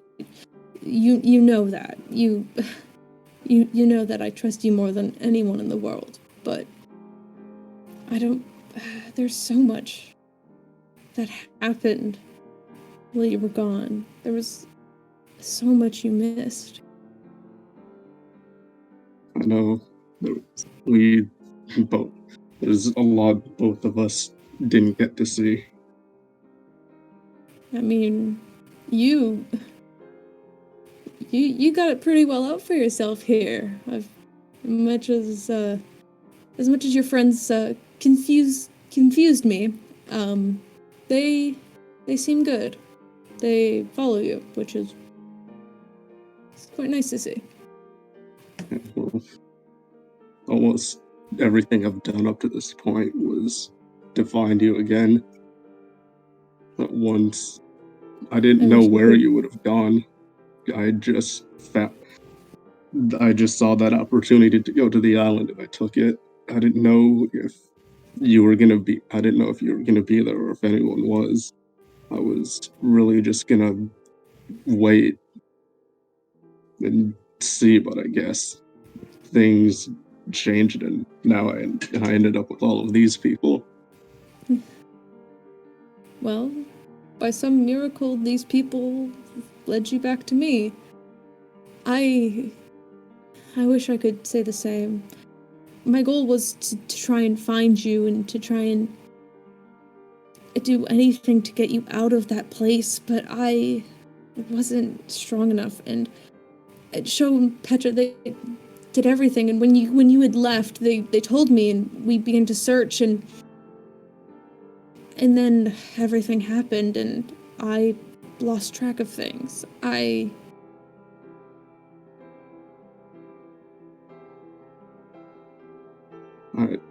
Sorry. I wasn't expecting you to actually come back. I know you said you would, but... Of course I would. You think I would leave you somewhere like that? Those people are... It's why I went off. It's why I got out on my own, because I thought I could have. I knew it would have been safer somewhere else, because if I didn't, the next day they were going to kill me, so... Well, I'm glad you got it when you did. I don't know what I would have done if you had died. but I'm glad you're here now. When I saw those posters go up that you guys were wanted for theft, admittedly I couldn't believe it. We were on the same island, and we had, for all I know, we could have walked past each other 100 times and not seen each other. And then by the time those went out, we were in a parallel dimension, so we didn't frankly know about that. And would have been out sooner if I didn't decide to, have a change of heart and decide to fight the war again. Well, In fact, I honestly did it because you weren't alive to see that world get better, so I had I hope somewhat of a talking with myself, and he's on a better person now, and hopefully he's brought the kingdom back to a better state. But still being in that world, knowing that you weren't here, that you weren't there was really hard to think about. Knowing that in that timeline, in that world, that I was the one who did it, I don't know, it just made, once we found out that there was gonna be a revolution, I had to take that opportunity to try to get sense into him, myself, the other world version of me, and thankfully it did.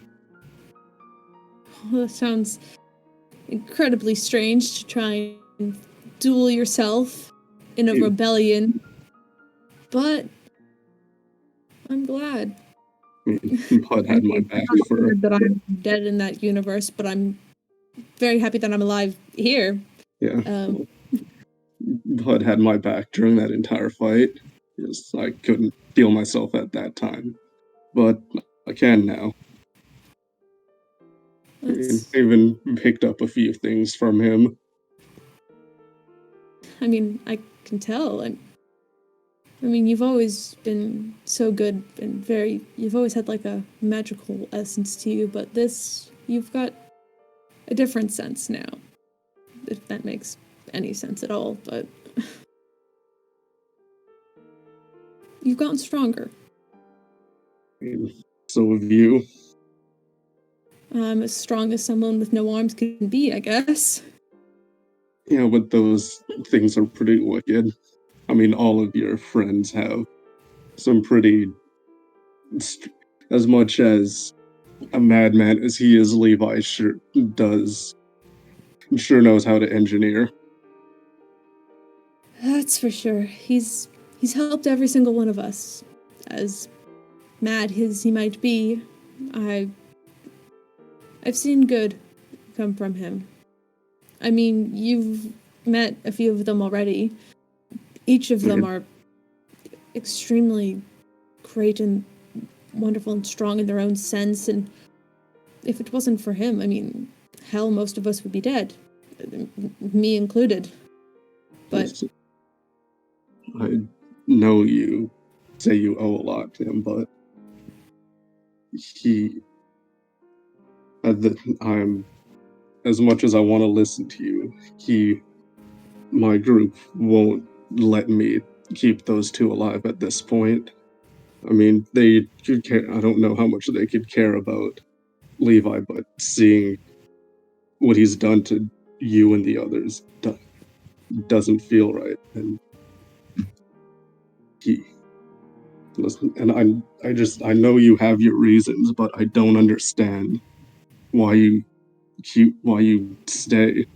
Like, you know those two aren't good people. Why do you stay with them? no one's a good person, Peirs. We've all got flaws and such, and plus it's a job.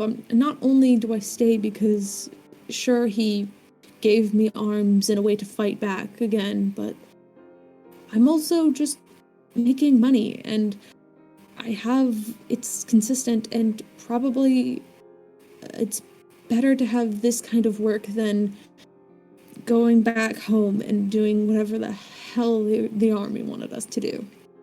If you don't need, you can be with us. You and the others can be free without having to worry about anything anymore. I don't know what Xanaharth was like, but in Mandela they didn't take free will as an option for us. And I see myself and all the others that were put into my position in your friends now. And I want them to have that choice to live with, like, to not be held down by anything, to be free and leave. You can't leave. As long as I did, because I had a shift I had to cover. You can't leave there forever. You have to go back eventually. Well, that's where my home, that's where I'm staying. I could, yes, take all my money and leave the job if I wanted to, but I don't want to. I'm perfectly fine and happy working for Levi. I don't know. You are just your party is great, but what goal do you have in the end? We all have our own goals. I don't need to follow what Spark or any of them would be doing. Because we're all working together and helping each other's goal at this point. And right now, you are what I'm after, and we're all in this at this point to stop Orion. And if Levi's gonna get in our way, then we're stopping him as well. I don't know what exactly you want with Orion or Levi. I mean, besides him being, sure, a little bit of a douche sometimes, but fine. If you absolutely have to talk or kill them, I'm not going to stop you. But I don't know if I can let you kill them. When Orion has an entire town under his control, we've seen it firsthand. He's turned them into some spawn of his. You kill them and they just melt into just, I don't know what it is. And whenever they see blood, they just stop functioning. There's only 2 people in that town that are normal.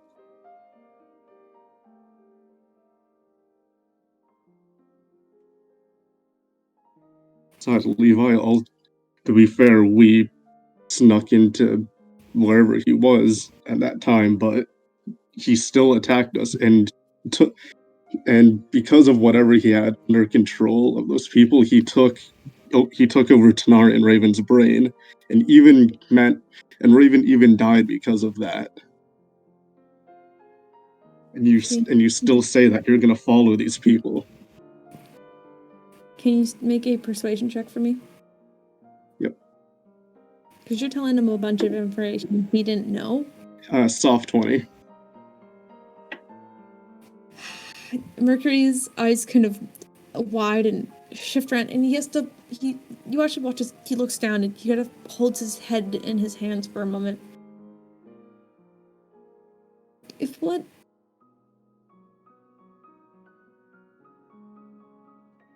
what you're saying is true, that's nearly impossible. I'll take you to that town right now. I'll leave this city with you and prove what's happening. No, Peirs, don't. I believe you. You sound very much like you're telling the truth. I just I don't know if I want to believe it. It's a lot, okay? Can I do an Arcana on the crystal on his head? Yeah, make an Arcana check. Come on, +7. Ooh, that's good. 18. Checking out the crystal on the side of his head, it does seem to faint with a small light blue glow. That you also, it's very similar to the kind of glow and the arcane energy that's running down his arms. That kind of like power them that lets him use them as functions. Looking at the thing on his brain, it appears to be flickering faster as you're telling him this information, and it's almost more like a conflicted cycle. It's like flickering faster. Like it normally has like this like soft pulse to it whenever he was talking to you or listening to you walking when you guys were walking, but now that you're telling him this aggressive information, it's blinking rapidly.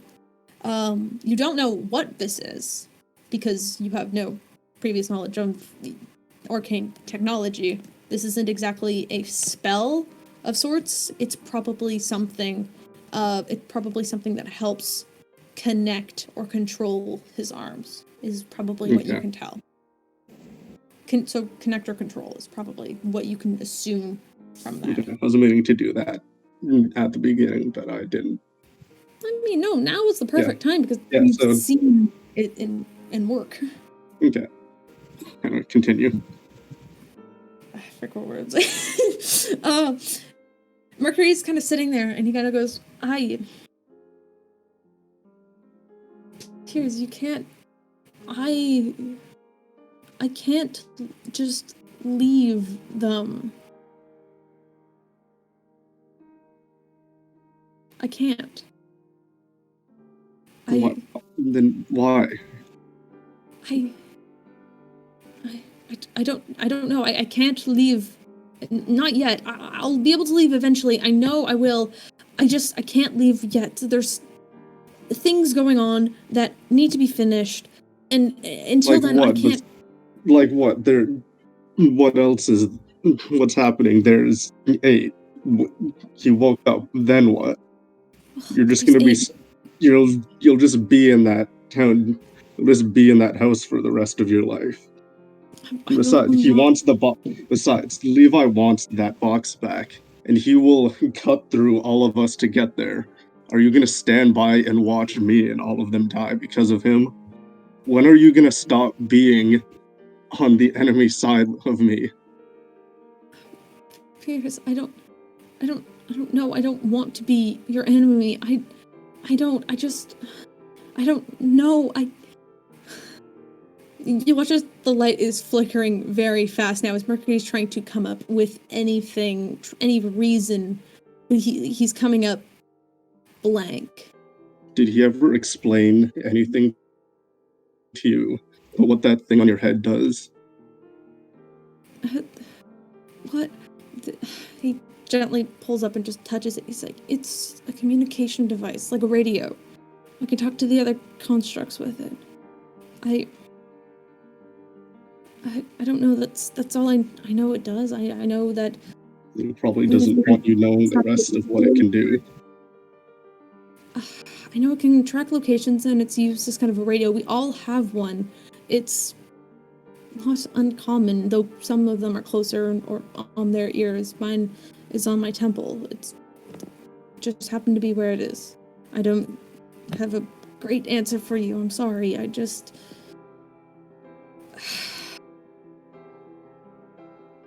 And why does you... So you all... I saw all of those notes.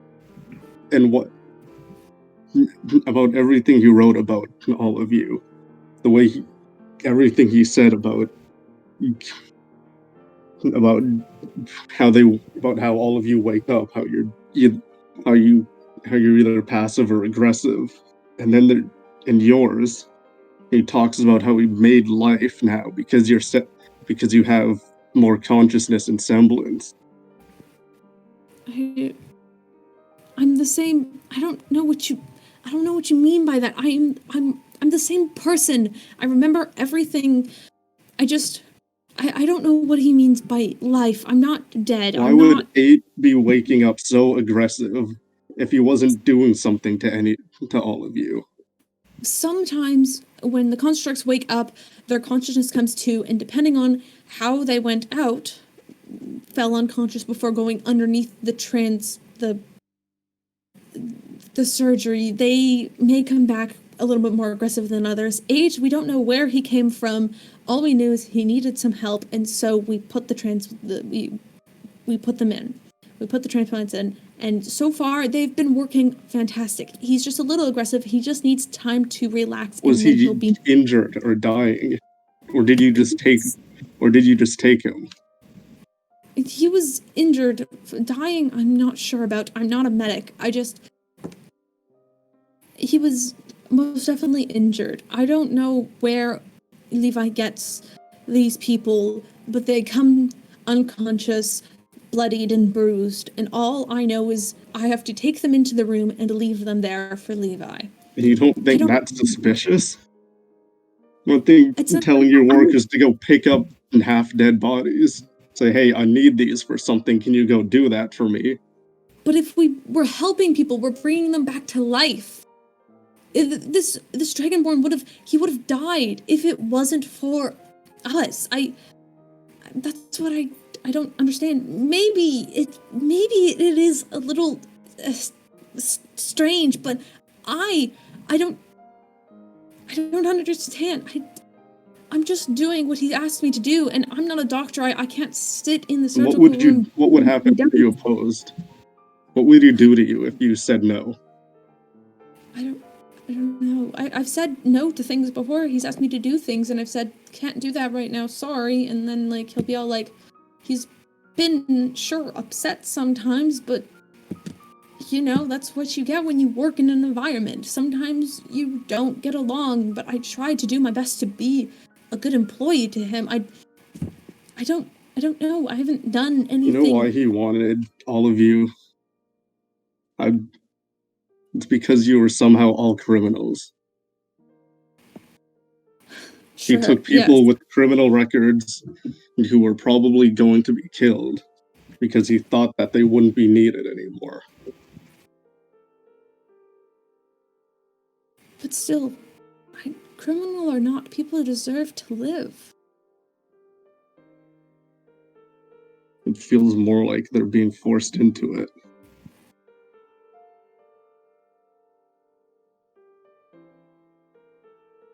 I don't know what to tell you, Peirs.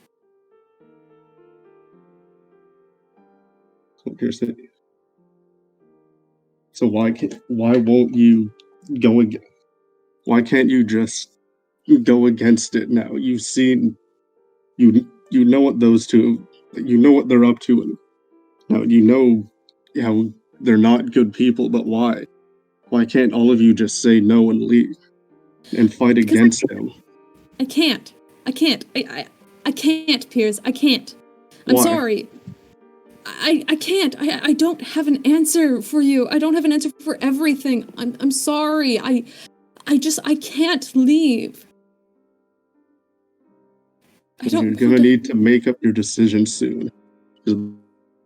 There's gonna be a fight, and I don't know who's living and who's dying. But all I know. Or any of your friends. I don't. I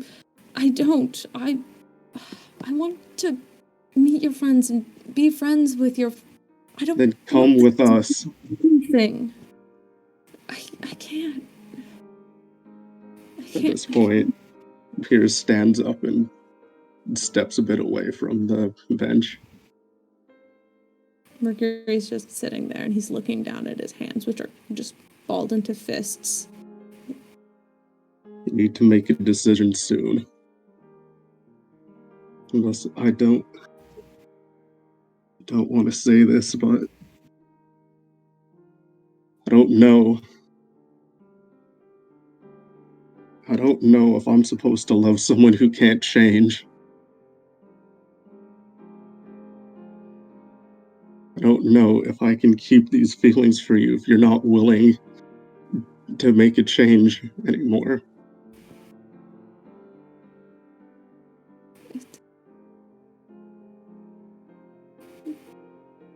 Peirs, I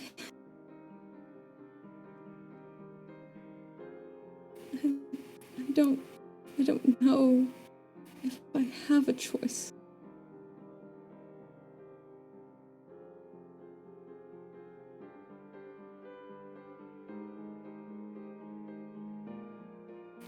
Mercury's just sitting there, and he pulls his hands up to his face to just try and almost hide in them. He just sits there quietly.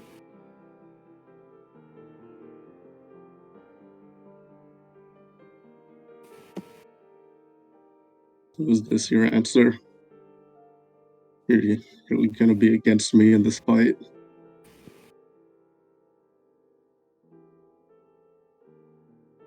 I'm not going to be against you, Peirs. I don't want to be against you. Not again. I don't want to do this again. Not again. I don't know. I want to be on your side. I really do. I really want to be on your side. I don't understand. I want more than to just be with you. And yet I feel so trapped that I can't. I feel like I'm stuck in a loop. Every time we get close, something fucking pulls us apart. And it's always my fault, isn't it?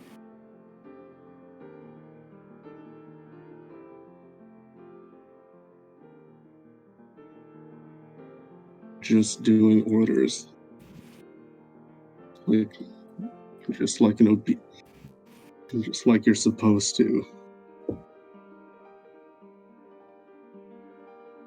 If you're not coming back with me immediately, then you come back here tomorrow at the same time and give me your answer if you're with me or against me.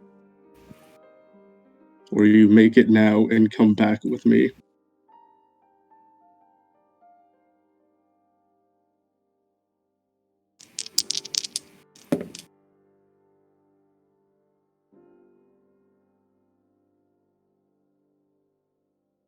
Mercury stands up. I don't want to do this again.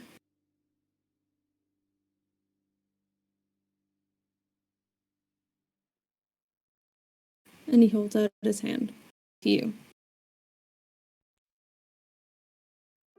Slowly moves forward.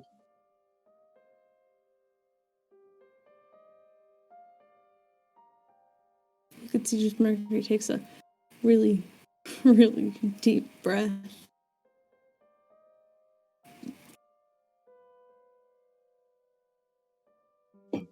He slowly raises his.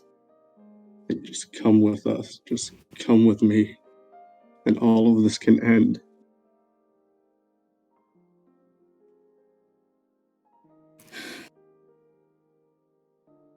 I want that more than anything. Do you know that?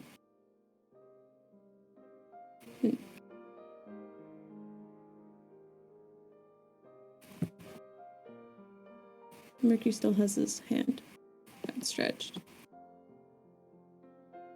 as he takes like one more step closer to you. Okay.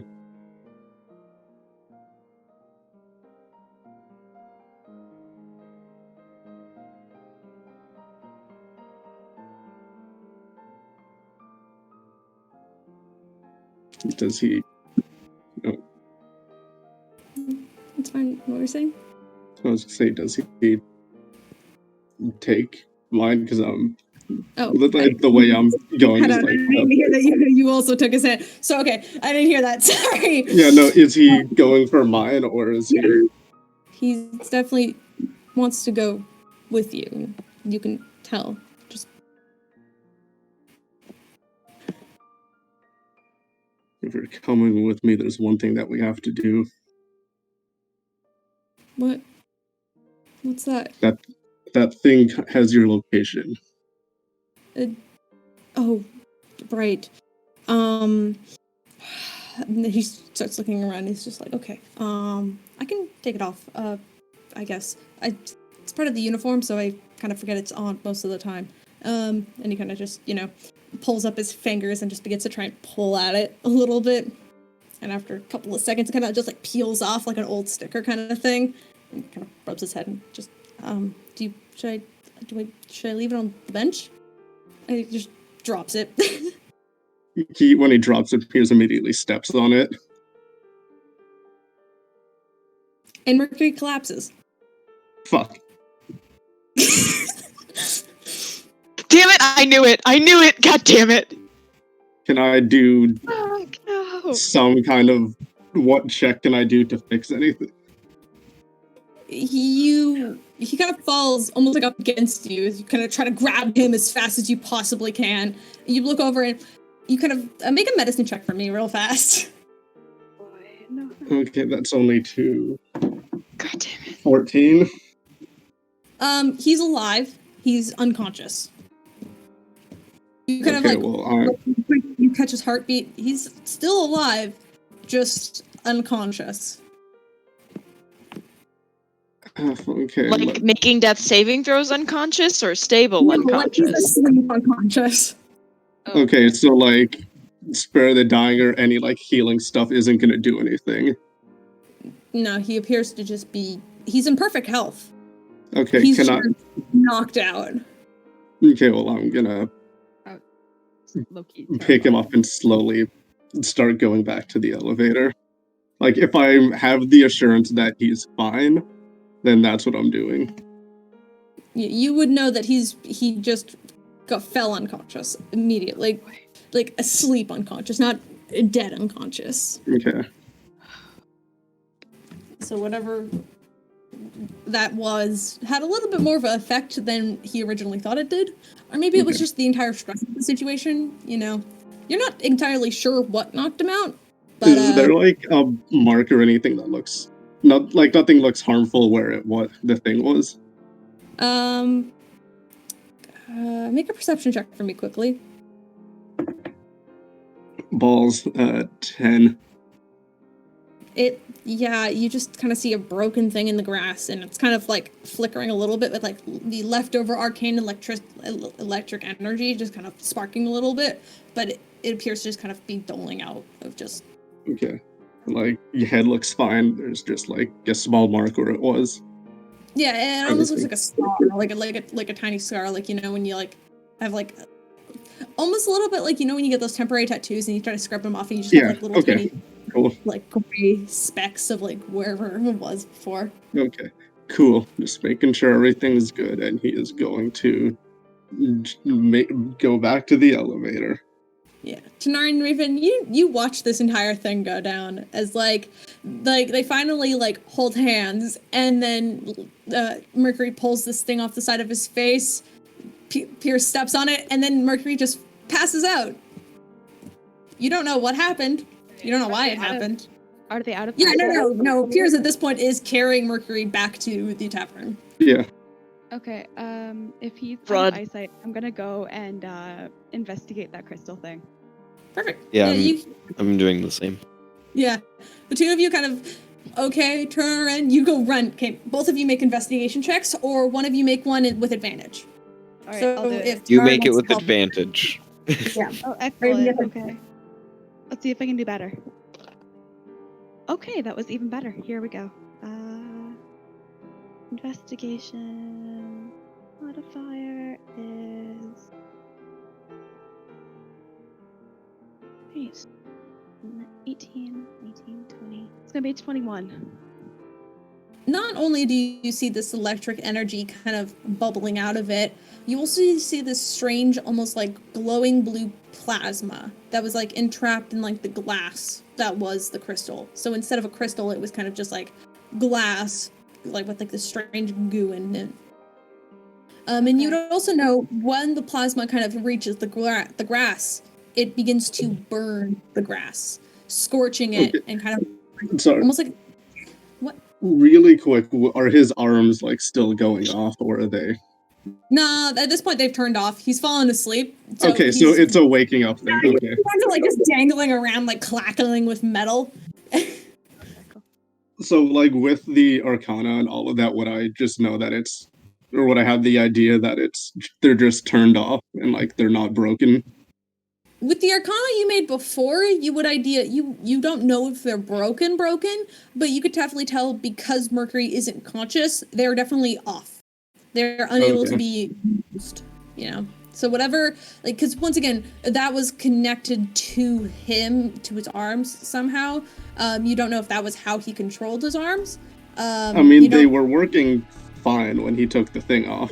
Like, it didn't... Yeah, for like the couple seconds he took it off, he kind of was just like waving around. He was still using his arms. But like when you stepped on it, that's when he fell unconscious.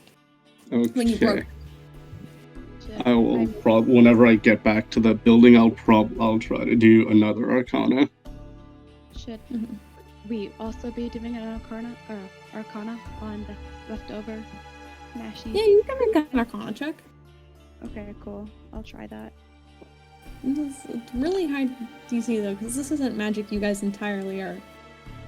Oh, well then, good thing my dice decided to bless me with a nat 20. Here we go. Fantastic. It's gonna be a 23. You would know this is definitely arcane in nature. This is more like enchanted stuff mixed with science. And none of you were very scientific in your studies, but you would know that whatever this gel or like whatever this communicator was, it definitely had a kind of almost like a message or sending spell encapsulated into it. So it was used as like a communication device or radio to probably what you guys would know as the other constructs, as well as it does seem to have a sort of especially with a natural 20, you would recognize the sort of kind of like energy and power that radiates out of this strange goo, as it's very similar to the tank core that you carry around. So it's like a life source on top of a sending device. Yeah, it's not like a light source, it's kind of more like an energy source. Okay, so without it, Mercury is like a dead battery, or not a dead battery, like a machine without any, like a battery? Most likely, yeah. He's a machine without any batteries in it, yeah. Okay. This is gonna be fun. But you can tell, especially with the natural 20, you can definitely tell that the source of the magic that you're seeing on the ground that's burning the grass here is roughly the same magic that you have in not your bag of holding. Who has the tank core? I was about to say, we have a fucking tank core. No, you would recognize it as the same energy because Raven was the one who got closest to the tank core, being the one who was at the tanks. So Wait, it actually. Did Raven store it in my bag of holding and then take it out later, or is it still in the bag of holding? It's still in the bag of holding, mate. I'm not. So I believe, yeah. Currently, it's in Puud's possession, but it is technically Raven's. Yeah. Okay. But you were able to recognize the sort of the strange arcane surges of power, like electric power. They're very similar. I'm gonna turn to Tanar'ri and hey, I think Peirs took out his battery, or an equivalent of a battery, power source, energy source, something. I think he needs that to function. So Kind of weird. should we take it with us? It's kind of burning things, so I don't know if we should touch it. You guys have like a jar or like a water skin you can like collect it into? Do you have a jar or something? It's more like when you have like a really hot iron that's kind of like melting over the ground kind of thing, or like I don't know chemistry. I did super bad in chemistry in school. But like when you have like a really hot chemical and it's just like slowly oozing over the ground, and then like it's not creating fires per se when it's burning, but like you look at the grass where it is and it's just like scorched. Okay, so I don't think using silk clothes is a good idea. Because those are the only extra clothes I have. And that's all you could really pick up from the scene. I mean, I have a poisoner's kit. Would that potentially have something? What? A poisoner's kit? Oh yeah, poisoner's kit would have a bunch of vials and jars in it. Score. So Tanar'ri, if you want to carefully scoop it up into like a little vial, you can do that. Yeah, I'll do that. Alright, it's broken, but we should not be gonna able be- to recreate a It's- replica that it's- should help Mercury. I don't know if I don't know if any of you have seen that one really weird video of just like, man, have you guys ever spilt milk and then they just like, it's like slime but it looks like milk and they just grab it and plop it back. That's kind of the same texture. It's like a liquidy slime almost. Like Mercury? Yeah. But I didn't. Sorry, I had to. Yeah, but anyway, you guys managed to get, and are you guys heading back now? Yeah, we should head back. Wait, I'm gonna cast sending to Spark or no to Puud. Okay. Real quick. You've got 25 words. Hey Puud, here's our cover story. We were at the Thieves Guild drinking. Okay, so just make Also, sure. Mercury is coming. Bye. Oh, okay, but make sure to come home wasted then, so then it seems accurate. That's Okay, my. and I'm going to take out some of my dwarven ale and I'm going to splash it at Tanar'ri.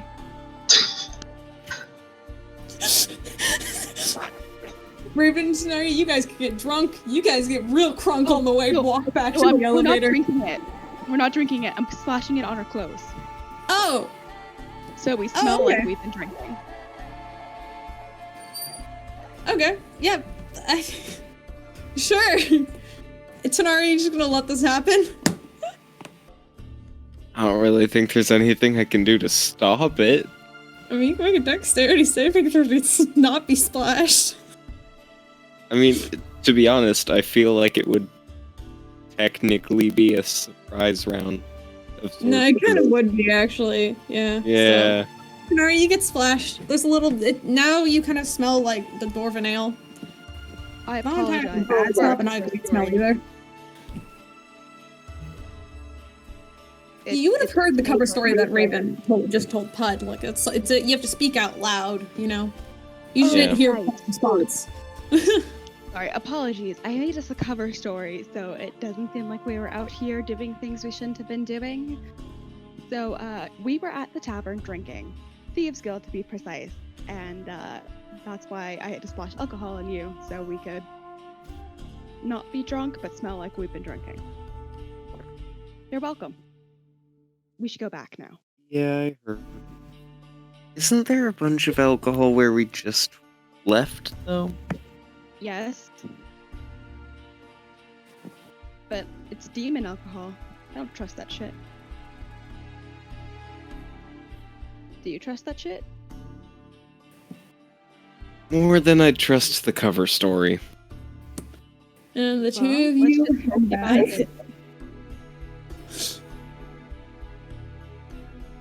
Alright. All right. Unless there's anything else the two of you want to do before you head home. Nah. All right. Is there anywhere nearby or on the route home that would sell dwarven ale?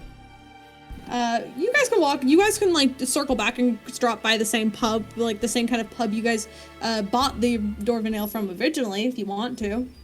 Cool. Can I steal some dwarven ale? Cool. Make a stealth check. Fuck it. I'll give advantage. Yay. Oh, thank God. I did not roll well there. Good. Okay. That's plus a d6, 20. right? Yeah, it's a d6 for now. Yeah, at higher levels. Oh, it's plus a d6, not straight Add a damage. d6 to your roll. No, it's a d8, sorry. Oh, a d8, right? Sorry, because you gained a level in Bard last time we leveled up, right? Yeah. Yeah, very fun. All the fun. Cool. Well, I in did- that case, that's a 21 overall. Oh, perfect. Very sneaky. You guys managed to slip in and out with Raven being a little bit of a distraction. You managed to steal another keg of dwarven ale as you run out as fast as you possibly can. The Be Gay Do Crime Squad strikes again. Perfect. Alright. It's only been 2 days. You guys still have the dyed hair. do. Oh yeah, Tanar'ri's And gonna loving keep it. up. It's great, honestly. I think need- Tanar'ri has fallen in love with the colored hair, and I think he's gonna keep it Hell up. yeah. Hell yeah! Cool. Spark wants to keep up her color and stuff too, so they should 100% do it together. Oh, hell yeah, they should. Raven doesn't know. Nope. He finds the purple weird. Raven's gonna go back to white eventually. It'll just fade. White hair doesn't hold pigment very well. Yeah, it's true. But meanwhile, we're just gonna cut to Spark, Puud, and Peirs, and you guys will come in later because you're doing a detour to grab beer. So, Puud, you're a genius. Thank you, I know. yeah. And you guys are sitting there enjoying a lovely feast or a couple of like appetizers. Oh, that we've Puud been had prepared. scheming. We have been coming up with plans. Oh, please do tell. Okay, Peirs, come here. Come Well, sit wait, down. did Peirs just arrive with a body in his arms? That's No. true. Tell me about your plans first. Well, it's something we need to discuss with the group. Yeah. Oh, never mind then. I thought you were talking about food. I mean, we No. are, but it's something we need to discuss with the group. We've created quite the spread. Yeah. Okay. Yes. Then in this context, you guys are just hanging out, eating some appetizers. Puud, you get the call from Raven that Mercury's on his way and that they have a cover story why they're gone. And at this point, you guys are waiting around probably for no longer than maybe 10 minutes before Peirs just rushes in, holding Mercury's body unconscious in his arms. Not again. Move stuff, I need What's space. happening? Oh yeah, we'll do that. No, like just Just put him on the floor. Hold on, we'll have enough space. Hold no, on. put it on the table. We have tables now. Do we? Okay, yeah, sure. We Is clear there off a table. another table or is You got like bench tables or like there's even like some like Okay, booths. It's Okay, like a longer somewhere table that we can lay him comfortable. out on. What happened? Easy. What's going on? Is he And dead? I'm not gonna listen to anyone and do Arcana. Yep, go. Make a check. Arcana and whatever else I can potentially Can do. I look at him and figure out if he's dead? 17, 18, No, you would know that he's most likely just asleep. You 23. quickly look- you can see his chest slowly rising and falling and rising and falling. He's Okay. alive. He's 23. not dead. 23? Yep. What are you rolling? What are you looking for Arcana wise? Just like anything that can give me a sign of. Here's what Like- happened. I just need a You- sign of anything. You kind of look around, trying to put together any pieces you possibly could, but this is technology beyond your knowledge. You've seen technology similar to this briefly when you guys were in the alternate universe, but once again, it was much different and on a much larger scale. Levi somehow has perfected this, like just building it in to make it individual and not a mass weapon. Peirs, do are you look okay? upon- and Oh, sorry. sorry, nope, that's fine. You kind of look him over quickly. With a basic Arcana, you could probably learn whatever you broke back there probably was not only used as like a radio or locator device, it was probably also used as some sort of battery or power source. Because you can't find any other source of like power as you like try to look over all of the mechanics on his body. Like remembering about like the stuff from Otherworld, would I have an idea if anything from that would help? You did not spend enough time with the mechanics of that world to fully understand it. you spent most of your time plotting to kick your own ass. You probably wouldn't know. You would recognize something. You would recognize, especially when you saw like the tank. You did see the tank core. You know Puud. Well, you know it's currently in Raven's care or Pud's care. You've seen it, and you kind of recognize the same style of energy source. You have no idea how it works. You have no idea how to help him. You know it's similar. You know it's probably technology from the alternate universe. Besides that, you have no idea what's happening. He's asleep and What happened? maybe turned off. Why? What? Did he hurt you? Why is he turned off? Did you turn him off? Did we have anything that could work to fix anything? Like you want like a battery? It seems like that could work. Anything that could. Nothing's gonna. I don't know. I don't think that he's asleep. No, I don't know what's gonna wake him up. I don't know if doing anything like. Maybe he's just like anything. he's just like restarting and he needs time to sleep. Is he good? What happened? Did you guys talk? Yeah, everything's fine. He's fine. I'm gonna go kneel next to his head. I was about to say, do we have electricity in this building? You guys do have access. Could we to like break open the breaker box? And then I am going to grab the fucking crystal from the bag and I just kind of press it on his head, like where the thing was. Okay, the tank core is roughly That's huge, 2 isn't feet it? by 2 feet. This thing is the size of you, It's Puud. large. Yeah, no, that thing It's is very it's big.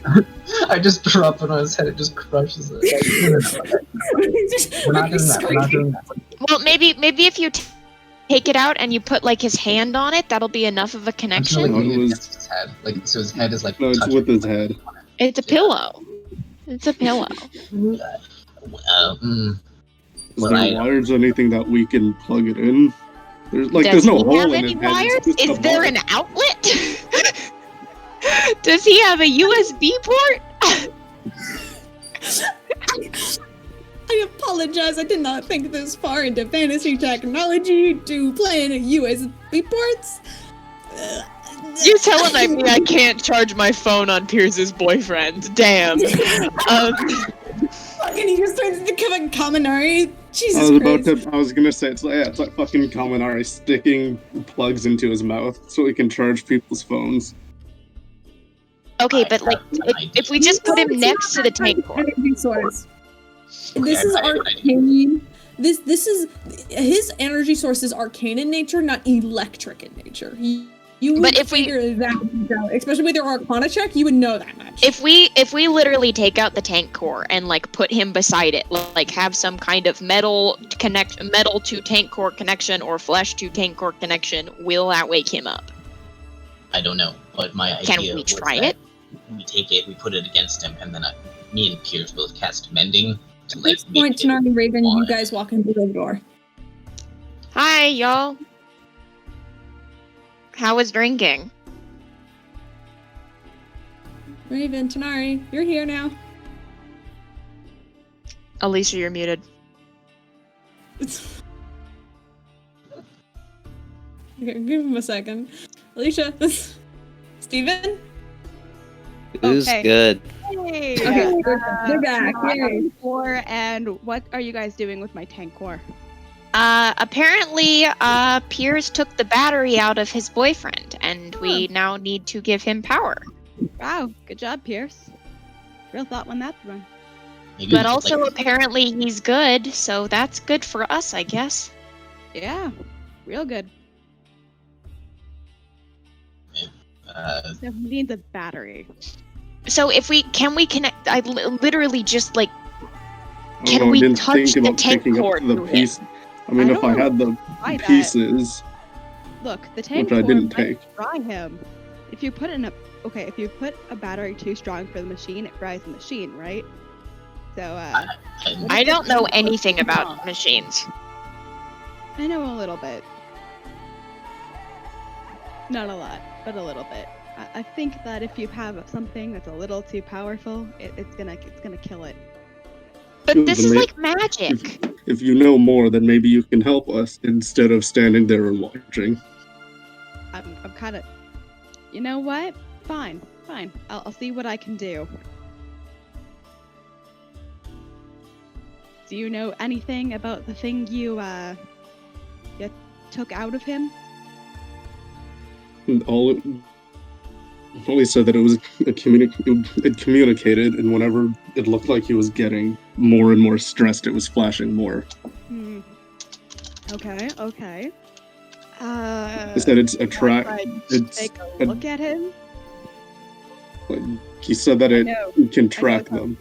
But here's the thing: if I could study what kind of, if I can study the hardware, I might be able to understand what kind of energy source. Are you gonna take him apart? I don't think that's a good idea. He's a human being. I can't do that. That would kill him. Yeah, that's exactly why I was concerned. It's only the arms and the thing that was connected to him. Look, I need to study it to see what kind of energy it would use, and then we could, create a replica. Do we know how to do that? No. Oh, wait, but we might know someone who does that does not actively want to kill us. Who? Oh? Because he gets the construct thing from the little box, so Esmeralda might know how to make them. Yeah, but she doesn't, has she even been in there? Does she know anything? Well, she said that she'd been in the box before, and I don't know if she knows anything, but like she's not actively trying to kill us, and so far we know the box has something to do with it. So it might just be that they just go in there and steal cores and stuff, but we could just go like, hey, we got a friend who's asleep. Next time you pop in there, could you maybe grab us a little bit of a battery and come back with it so we can bring our friend back to life? Yeah, but how long is that gonna take? Know how to create something? What? I don't know. He wouldn't know how to create it, but he has engineers. That's such a long of a journey to get in there, though. Save your boyfriend, or whatever he is, childhood friend. I don't know what the relationship here. I got romantic vibes. I don't know what I'm looking at. There might be another option. What's Like the what? other option? Wait, where are you going with this? You're not gonna like it. We're not going to make a Why? deal with the devil. We are not making a deal with the devil. That's not happening. I have to say something, Tanar'ri. When you want to pitch someone your idea, telling them they won't like it beforehand usually doesn't work very well. Yeah, do you mind going over the idea before you, share with the class? I mean, you pretty much nailed it. Felix might have an idea. Oh. With a demon? Yeah, but if Why are we making a deal? used his Which one of us takes the hit for that? Which one of I us has will. to be... I He have doesn't something he know- wants. What is that? He doesn't have Tanar'ri's real name. He doesn't have my real name. Wait, what? I don't think Raven Oh, knows that Raven Tanar'ri doesn't is know his that. name. You wouldn't know that. Oh, he made One a knows. investigation or an insight check when Tanar'ri told. You would know that Tanar'ri's name puzzled Felix, but you don't know that that was his fake name. You were not there when he admitted that, Oh, You wouldn't never know mind. Don't worry about it. Sorry. Don't worry about it. It's fine. That was information you would not know. I mean, yeah, he already has Peirs' and Tanar'ri's names, so I guess if we're gonna pick anybody, it should be them. But still, we shouldn't be sacrificing people to deals with devils. That's not good. I don't think the thing knowing our names is a good thing. No, it's not. Yeah, well, what? I don't like devils. I don't trust them.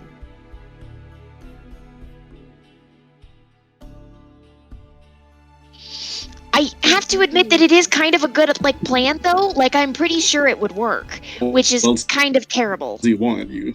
Without going back to the house or having to wait, gods know how long it takes to either have Esmeralda go on her own or me take him in there and go on my own. It's gonna take a lot longer. We know how long That's those true. days work.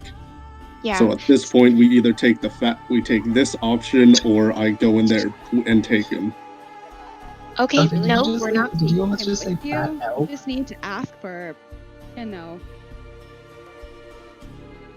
Actually, yeah, probably taking him with you would be the best option. Sorry. I To myself here. Wait, Tanar'ri, you said that you have something that the devil wants? Yeah. What is that? Something he tried to ask all of us for. So that's why. Okay. That's why what? Yeah, right. When we get the button. Well, you see, the demon thing, Felix made a funny face when Tanar'ri said Tanar'ri for his name. Is that what he wants? Is that not your name? Can you blame him? Tanar'ri's not exactly a I mean, I don't, but like, normal name. Sounds kind of like a nickname or a code name. Cover name. it doesn't sound like a nickname, huh? At the point. Is that not your name? Whatever you're thinking of, Tanar'ri, are you really willing? Are you willing to sacrifice that just for me and to bring him and to wake him up? You can promise he's good? You can promise he's not going to hurt us?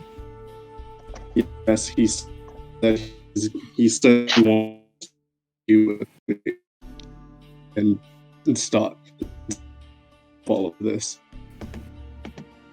You're But- cutting out there a bit. Yeah, sorry. I don't know. I feel like there's another option. Just like what? What else? What other option is there? Sneak back into the mansion and get killed, and nearly get killed again? No, that's not what I mean. Then what are you pitching? We have many options at this point. Another one's not going to hurt. I don't know. I just demon deal. I don't think is a.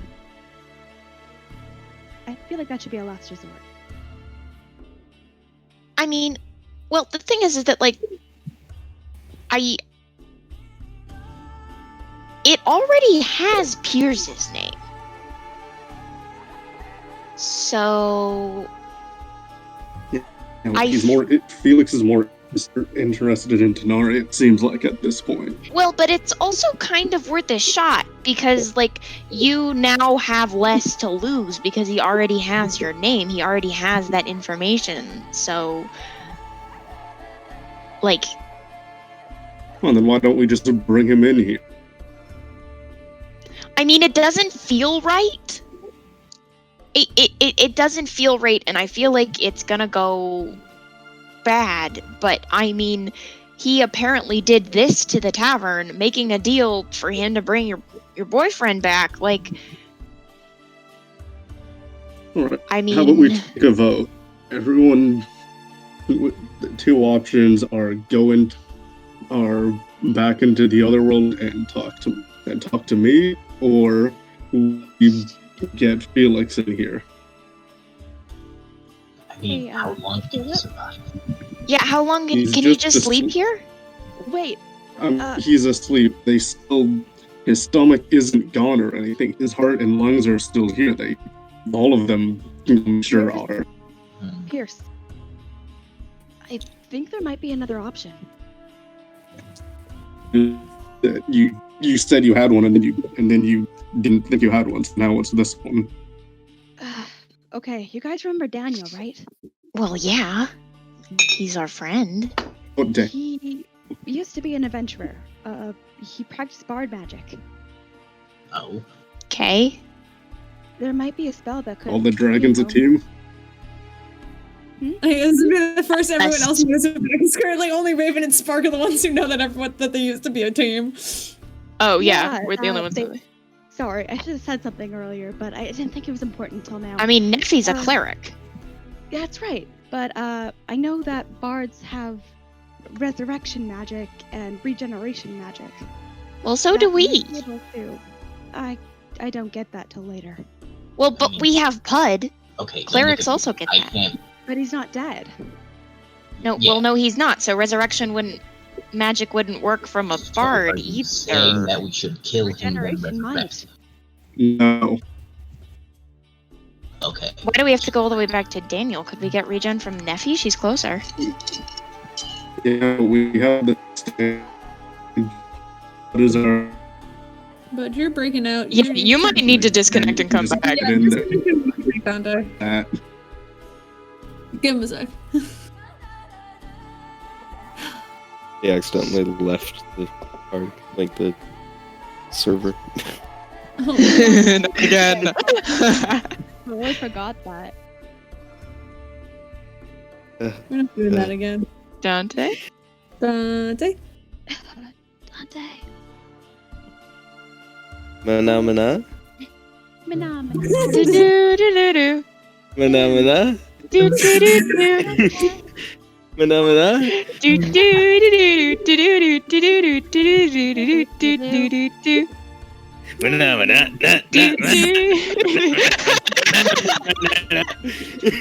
Is this our new Jeopardy music?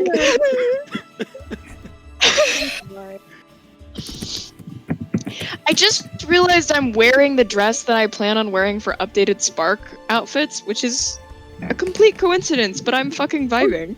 When you sent to the group chat earlier today? Yeah! Oh, that is so cute. Because I was like, Spark isn't wearing a dress, but if I'm only filming from the waist up, this fits the new like flare, like pink and flower theme. So I was like, when I do new Spark stuff, I'll wear this. That's so cute. I mean, So- maybe you can Neffy can convince her to wear a dress. Probably, but Spark probably won't wear one on the day-to-day just because it's inconvenient. Oh yeah, no, totally not. But like, maybe if like Neffy For was a like, date? "Hey, you, like like the woo woo. Hey, you look pretty. Yeah.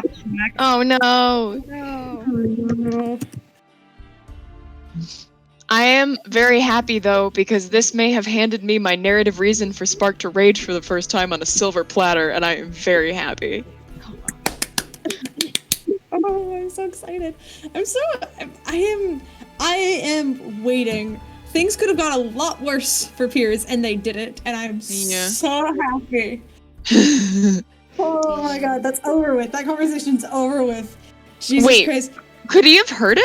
Like, what do you mean could have gotten worse? Oh, it could have gone so worse. That's concerning. Yeah, and I hopefully it won't come out now. Why do you think they? But are you- hopefully not. Jesus Christ. I'm so happy when Dante's been holding that conversation over my head for the past week, and I was so stressed out about it. Oh, I'm doing Like, that to one of my other players right now.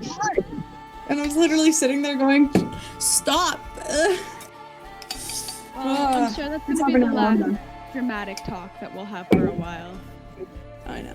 This is our 10-minute break, because Spark is gonna go yell at the sky in a few, so Well, Not you're gonna sky, yell. pure No, sky. no, no. You're gonna I yell mean, at the sky's in the after sky. our pitch. At this After point. our pitch. after our pitch, yes, after our pitch. She's gonna do it after everybody goes to Okay. sleep. This Can is you hear me? Is this Yes, any hello, better? Dante. Yes, that's much better. You know. He lives. He does. Yes. Okay, it's fine. Sometimes when Break. I try just closing the app a few times, and it's weird.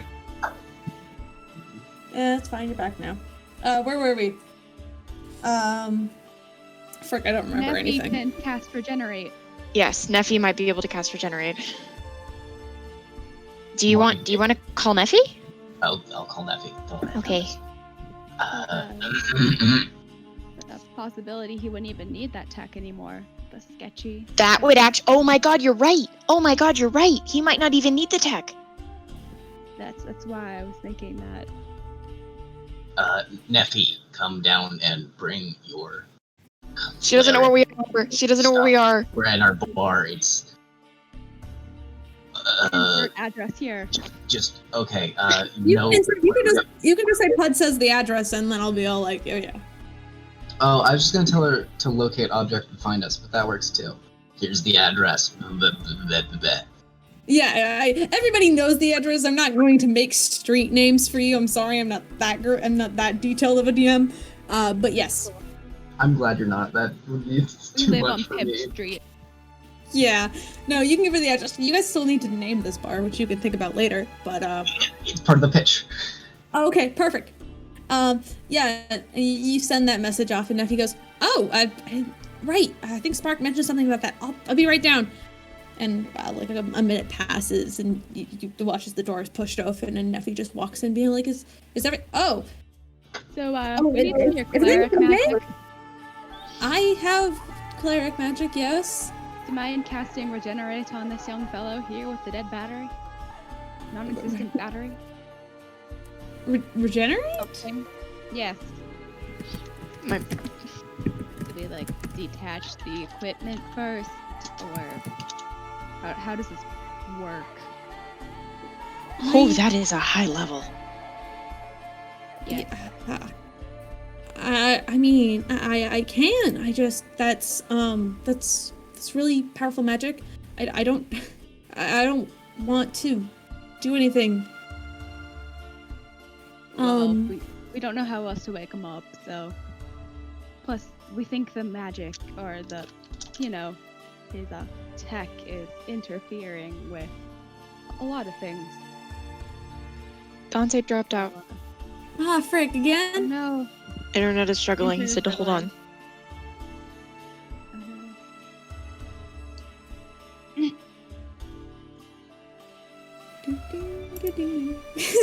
Sorry. Phenomena. And again! Jesus Christ. I could literally do that I for see hours. that spell. It's fun. Oh, it's only 7th level. I take it back. It's not as high as I wanted, but as I thought. Not wanted. What the fuck? That I thought,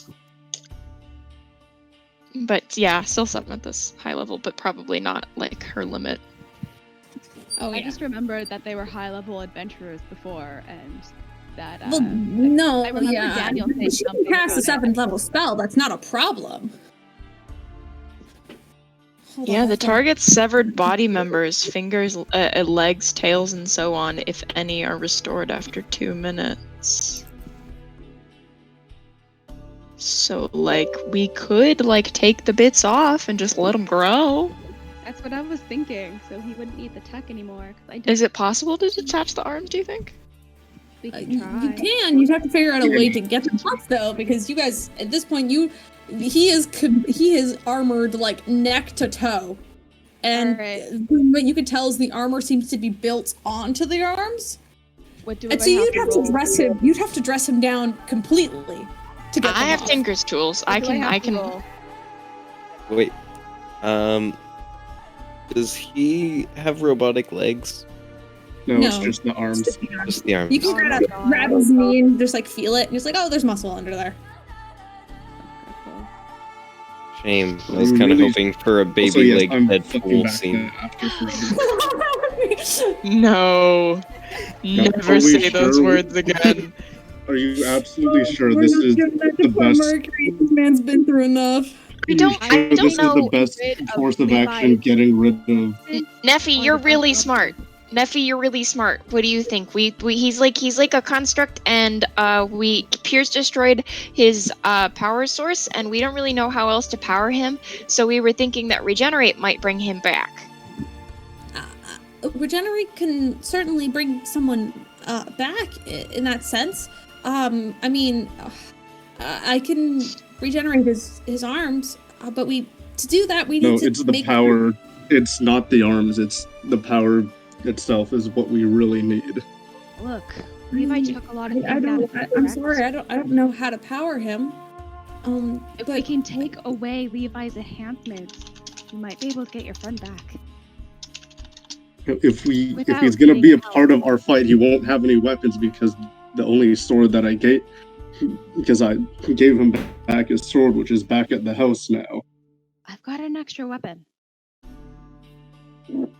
He can take his pick between a poison dagger or a rapier.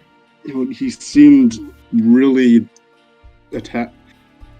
You really want to have him keep the arms that Levi can possibly control?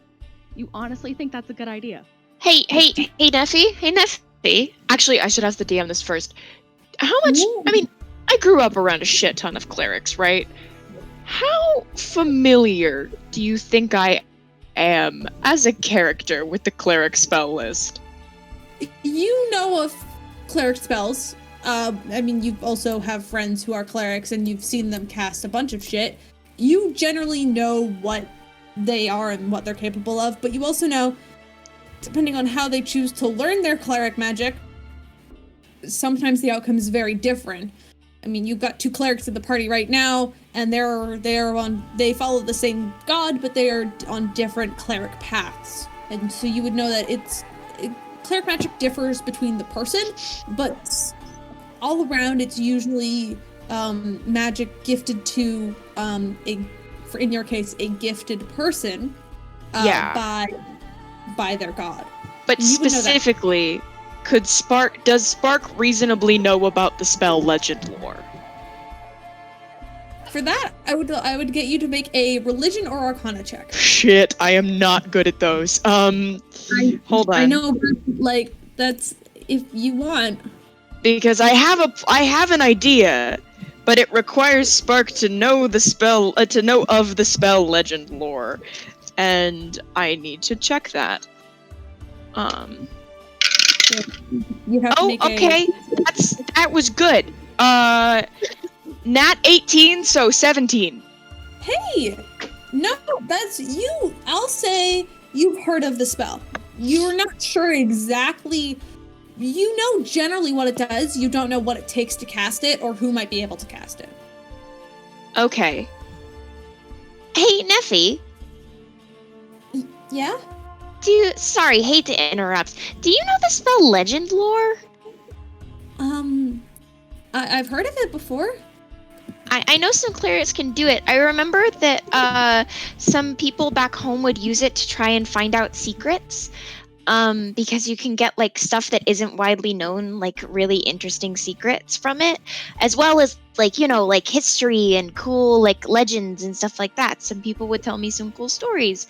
But since this is kind of a secret tech that nobody really knows about except for Levi or how to make, do you think you might be able to use legend lore to figure out how to fix him?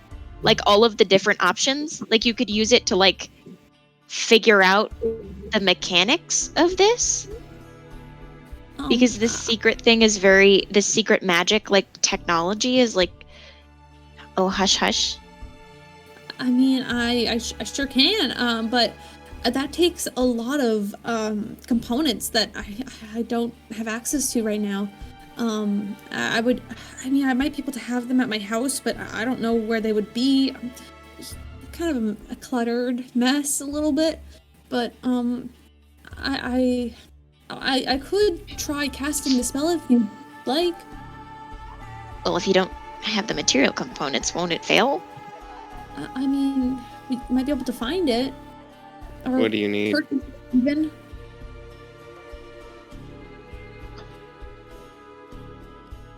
Sorry, what did you say something, Steven? Yeah, I asked Neffy what she needs. Well, I'll need a lot of incense worth at least 250. Incense, ivory strips, or ivory strips worth at least 50 gold yeah. pieces each. It's technically it's incense worth 250 gold pieces, which the spell consumes, and 4 ivory strips worth at least 50 gold pieces each. The strips, which can be reused, but the incense cannot. We could totally get the ivory from Esmeralda. She seems like someone that would 100% have that. Incense is common. We could probably find that too if we were willing to buy it. And reasonably, the description I'm looking at is name or describe a person, place, or object. The spell brings to your mind a brief summary of the significant lore about the thing you named. The lore might consist of current tales, forgotten stories, or even secret lore that has never been widely known. There is slightly a caveat that if the thing you named isn't of legendary importance, you gain no information, but I'm leaning on the secret lore that has never been widely known angle and the fact that there is a fucking portal to another dimension. Plus, the more information you already have about the thing, the more precise and detailed the information you receive is. This is Vari talking right now. So Yeah, no, I'm reading the same thing that you're reading right now. Technically, it would work, but probably not in the way that I know what the Nevi would get by using the spell, and it probably would help you, to some degree, probably. And we could like do that like tomorrow. We could go like shop when shops open in the morning, and we can like do that tomorrow and not have to make a deal with a devil. Hey, Puud, can I borrow your bag of holding? Give reasoning. I need to go buy a lot of incense. Okay. One, no, because you have to be like knowledgeable about it and be like attuned to it. So I'm not giving you that. And also, I'm not. Although I'm fine with you stealing, I'm not gonna like help because I feel bad then. Cool. Would my backpack have enough space for 250 gold worth of incense? You could definitely carry it, but you'd be carrying most of it in your arms as well. I just figured it was expensive incense. Yeah. Yeah.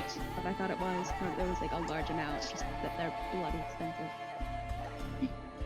Yeah, you could probably go that direction and get less, but it's better quality.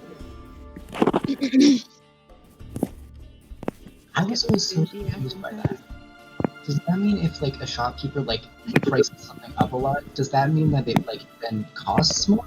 Like, could you just like take some incense and be like, oh, it's 250 gold incense for just this one stick, and then you just use that one stick? See, that's what we call a D&D rules plot hole. No, technically, incense, and to my knowledge, incense in the D&D magic spell component kind of vibe is kind of, it's more like, so if you bought fancy incense for like, so like normal incense is like 10 gold a pack, which is like, I don't know how much, but then fancy incense is like 50. The fancy incense is imbued with more of like that spiritual kind of, both of them are like, they're not just incense that you would like buy, that you kind of plug in. I mean, we all have some of us have incense, we know what it does. But D&D wise, it's used as a spell component, meaning it does have a magical property to it, and so it's the kind of like the quality of like the smoke that the incense produces. You can get one stick that maybe is only worth like 10 gold, but you buy it for 250. That's still one stick for 10 gold. It's still worth 10 gold because of the quality. Unless you manage to find a really fucking good piece of incense. That shit would be the size of a walking stick. But either way, we could find less incense that is priced higher, so we don't have to worry about Tanar'ri dropping all the shit on the way home. Find fancy incense, which would cost more, and so you'd have less to carry, but would be just as just the same kind of gold worth. Okay. Yeah, I'm gonna go look for some fancy incense. Okay. It is roughly. Do you want any money from the rest of the party? I can help out. Nope. Oh no! Oh no! Wait, no! Oh no! Wait! Yep. Nope. Tanar'ri, you can vanish. You can run away. You probably have to go back down to the main disc to find incense, but I'll say you do manage to like walk around to a few kind of like spirit shops, like magic shops, and you manage to find 250 gold worth of incense that you stuff in your backpack, carry around in your arms. Like you get like those like little like grocery bags just full of incense. You probably look real fucking weird because it's like coming on like 8 p.m. and like a lot of the stores are closing up, and you just run in there being like, I need all of the incense you can possibly give me. And you have to I'm stealing it. Yeah, he's stealing it. That's why he didn't ask for money. Oh, I'm stealing it. Well, in that case.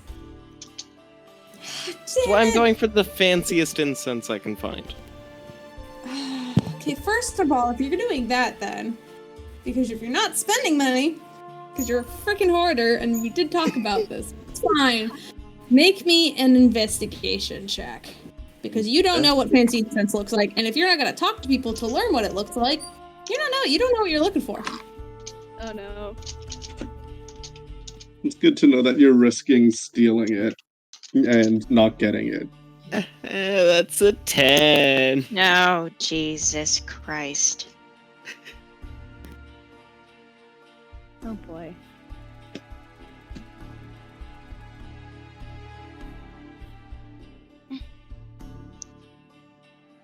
I mean, I'm willing to talk to people. I'm just gonna pretend that I'm not gonna buy it because technically I'm not, and then I'm gonna slip some on the way out. Oh boy. Also, Caleb, if you're talking, I can't hear you. Oh, He's muted. You're muted.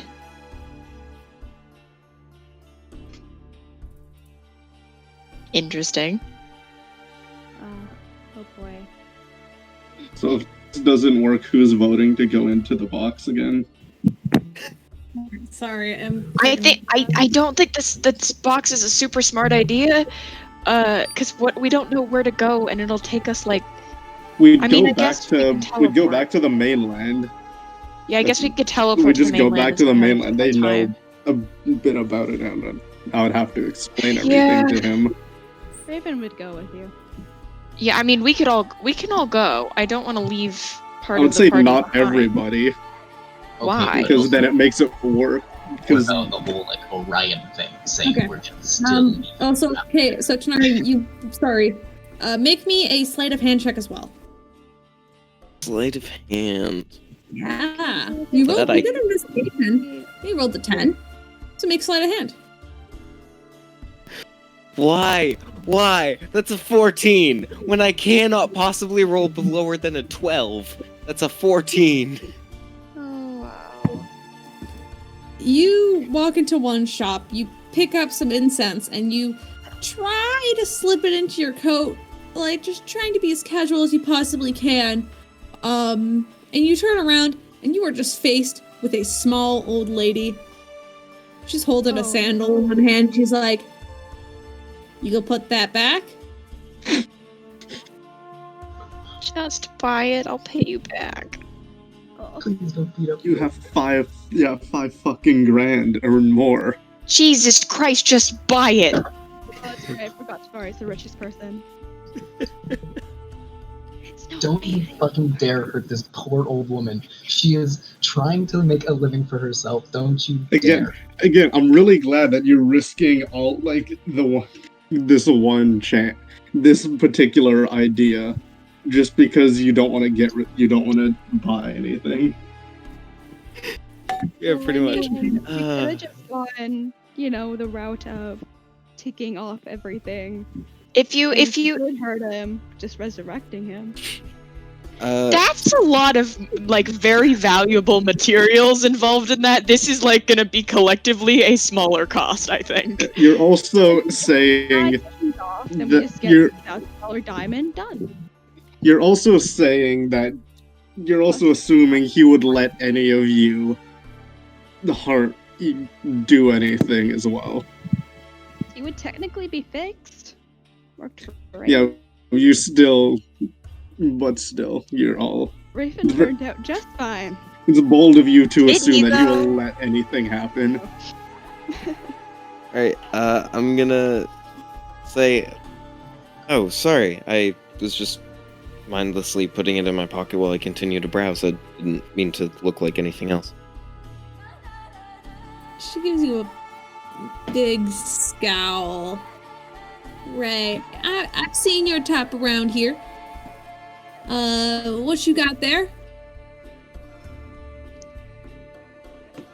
Oh, I was just looking to buy some incense. Yeah. You could take that incense if you give me 50 gold.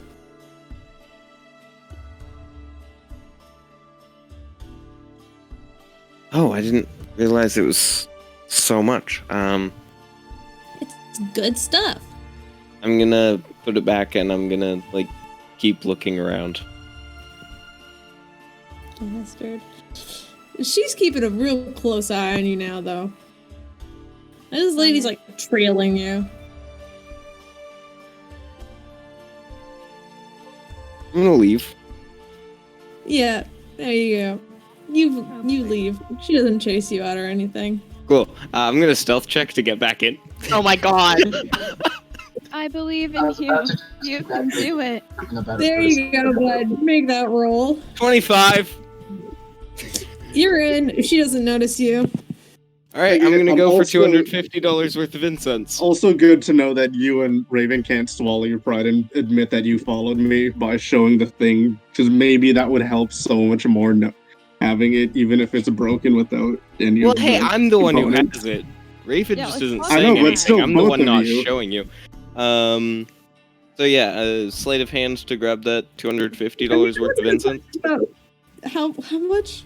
I'm pretty sure that if we showed him, I'm grabbing thing, enough he would incense to know. cover the entire cost. Yeah, but at that point, All right, you can he do would that, have but the what is argument your later. Hmm? I don't Sleight think of hand, what did you roll for sleight of hand?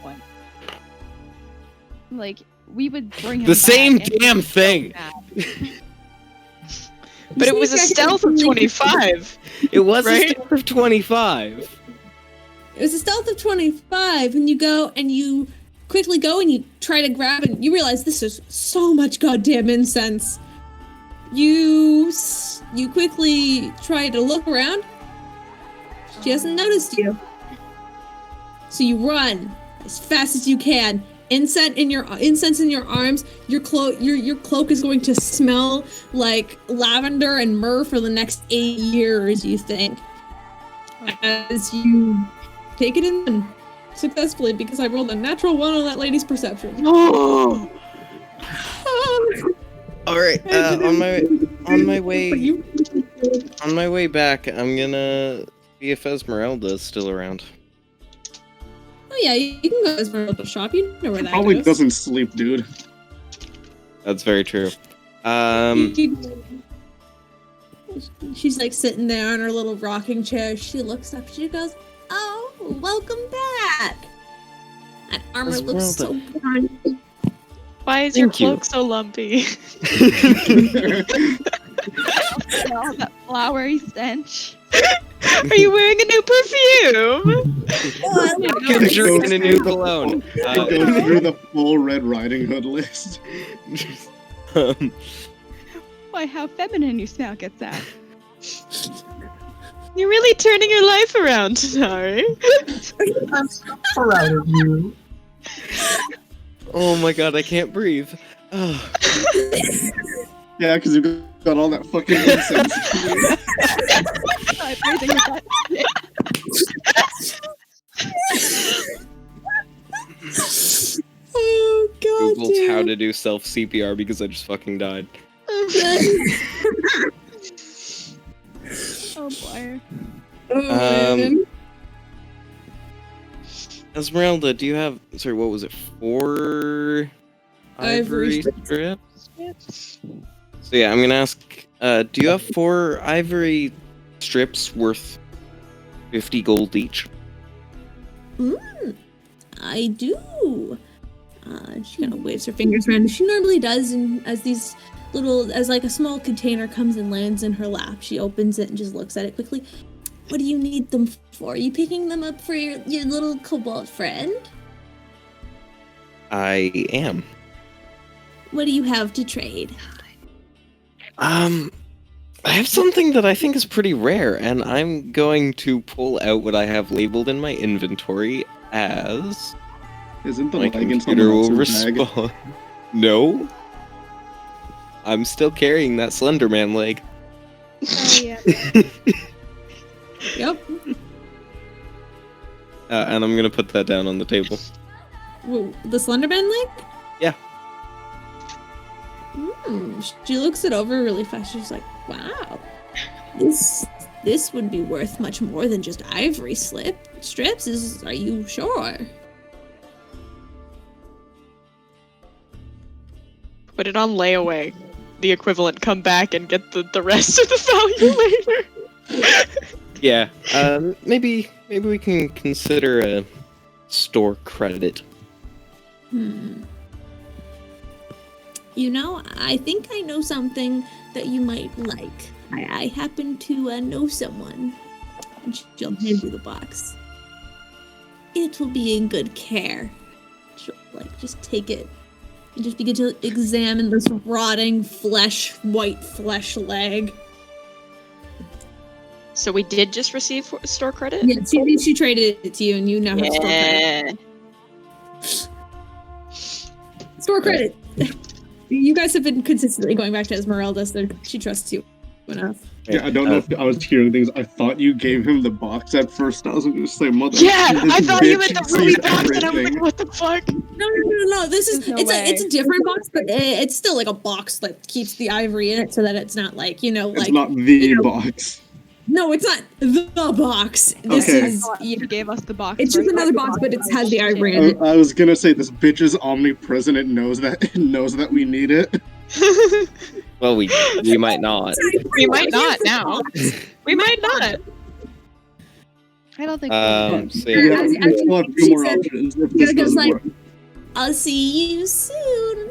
Just Yes, you will. Thank you. And I'm gonna book it back to the tavern. Roughly 30 minutes later, Tanar'ri comes rushing back in, smelling like a goddamn perfume shop. Holy sh! Embracing your feminine side, I see. All right, put it down, and shit. now we can do whatever it is that is gonna happen. I'm good. Okay, Tanar'ri, could you go air your cloak out outside, please? Hanging up to This dry. is kind of ridiculous. Is that really Oh my the priority right now? I mean, okay, yeah, that's sure, whatever. But we can go air it out when we're while Neffy is doing her thing. Yeah, that's a good idea. Since you ask so nicely, no. Cool. Can we do the thing now, Really please? fun. Yes. It's gonna take me 10 minutes. But Spark. Yeah? If you want What's to help me, I'd love to have your help. So if you're not comfortable with it, of course, don't worry. But how do I help? What? What? I genuinely didn't hear what you said. Oh, I said date in the cough. Again? I don't know how I can. How do I help with? I can't do magic. That's not. I don't. I'm not really it's sure how you're helping's gonna not going to be doing. I'm going to be doing magic. It's just you're going to receive the vision with me, just so because you're the one who knows more about what you're looking for than I do. Yeah, right. I can do that. Actually, Peirs would know what they're Yeah. looking for best. That's true. Go off, I guess. Right. Then That's true. Then Peirs can help. right. He is the god too, you know. I'm a little used to the visions. It can be a little bit weird to get visions, but you'll get used to it. Pom, Right. no. Okay. Then just give me a moment. This will take a little while. She gets to set up her little ritual circle, setting up all the incense and the everything. Just the small circle as you guys have pushed out the tables out of the way, leaving the Mercury table just closest, but not. She made room for this giant circle as she goes and she sits down in it and just kind of fixes her skirt a little bit. She kind of reaches out for Peirs. It just being okay. Just take my hands and I'll lead you. If that's all right. All right. Yep. And so Peirs, you go and you take a seat with her across in the circle. And she takes your hands and you watch as she closes her eyes and you do the same and you take a deep breath in, feeling smelling the incense and feeling this, and you almost feel as if a soft breeze is beginning to blow around you in a circular motion. You almost feel yourself falling away from reality itself. What was what exactly is the question you're asking?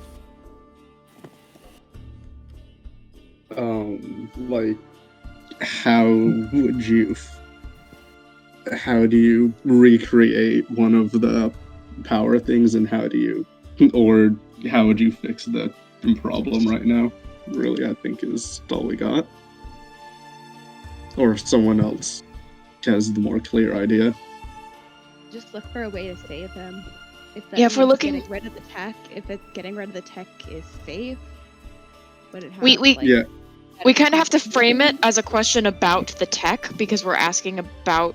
I guess I guess we could technically ask about a person, but I'm not sure. That might be less likely to work. I think I got it. Okay. Can you remove the tech, or is removing the tech from a victim safe? And if not, how do you power it? I think we can ask a more general question than that, but that can be part of it. Because it's not like commune or something where you only get a yes or no answer. We get like a short description. Yeah, you'll get like a short. We're gonna get like it's gonna be too much, and we're not gonna get what we're looking for. So I don't know. So, what exactly is the general question you're looking for? I think that should be part of it, on whether or not removing the tech is deadly. I guess we could ask a more general question about how the link works, and if it can be recreated, if removing the tech links will kill the host. So if we frame it as like learning more about how the tech works, we might be able to get both of those. Oh, yeah. I think that works. Yeah. So,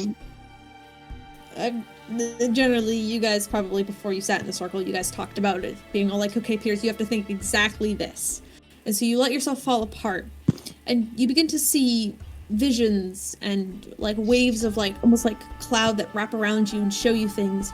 You first of all see removing the tech and Nephi casting regenerate. His arms do grow back, and then you see a flash of Mercury, but he's crying. You don't know why, you don't know what exactly that means, you don't get audio, you don't get that sense, but you do know, yes, he'll be alive after that, maybe not great though. You go on to learn about the links, learn how to recreate it. You see Levi working in a lab with something very similar to the tank where you've seen Raven carrying around. It's very much like a flash of light, and you watch as Levi almost like chips off like a corner of it and holds it in his hands, the soft blue glow of an item. And you watch as he takes it, as you watch as like the visions kind of shift back and forth between each other. And he takes it, and you watch as he you see him speaking, but you don't hear what he's saying as he presses the gem into the side of Mercury's head. And Mercury's eyes open, and he looks around. You do know... Frick, now I'm trying to remember exactly what you asked. You see... You watch the process of Levi molding and bending on the metal and sort of infusing it with this strange arcane energy source. Of just like sometimes he takes chips, other times he takes chunks sculpted and carved down, fused together into these small glass caps that he's pressed inside. He presses them into others' chests, others he puts on the sides of their heads. You can see him whispering and enchanting, like, you can assume it is either enchanting or he's telling them something. Telling the gem something. What exactly he's saying to each person as everything flashes by, you don't know exactly what he's saying to each of them, but you understand taking a piece of the core and blending it with the steel and the body. It almost takes like the energy of the host's soul to keep the body parts powered. And you learned that without the power source, the body finds itself very much empty, like a used battery, or kind of like a doll without, or like a toy without any batteries in it. It's there, it's usable, you just need to put energy into it. And I think with that, Peirs, you feel yourself being pulled back and forced into the circle. You're still sitting there with Nephi. This entire thing took around, you guys are sitting there for around 10 minutes as Nephi kind of opens her eyes and looks around at everyone, just very confused and almost disturbed in a sense. But you come to. What'd you see? I'll let you just generally. Proper Oh, healing this is out. Do you just repeat all of the information you just learned? Yeah, pretty much. Yeah. Does that mean we need Felix? Because we don't know how to do, like, soul enchantment. That's kind of his thing as a devil. Does that mean we need him?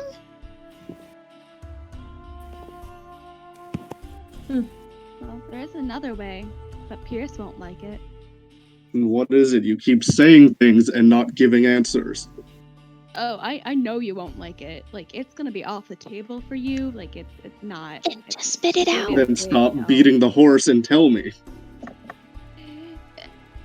Well, you say that it's his soul, right? Like, that was what was damaged. Yeah.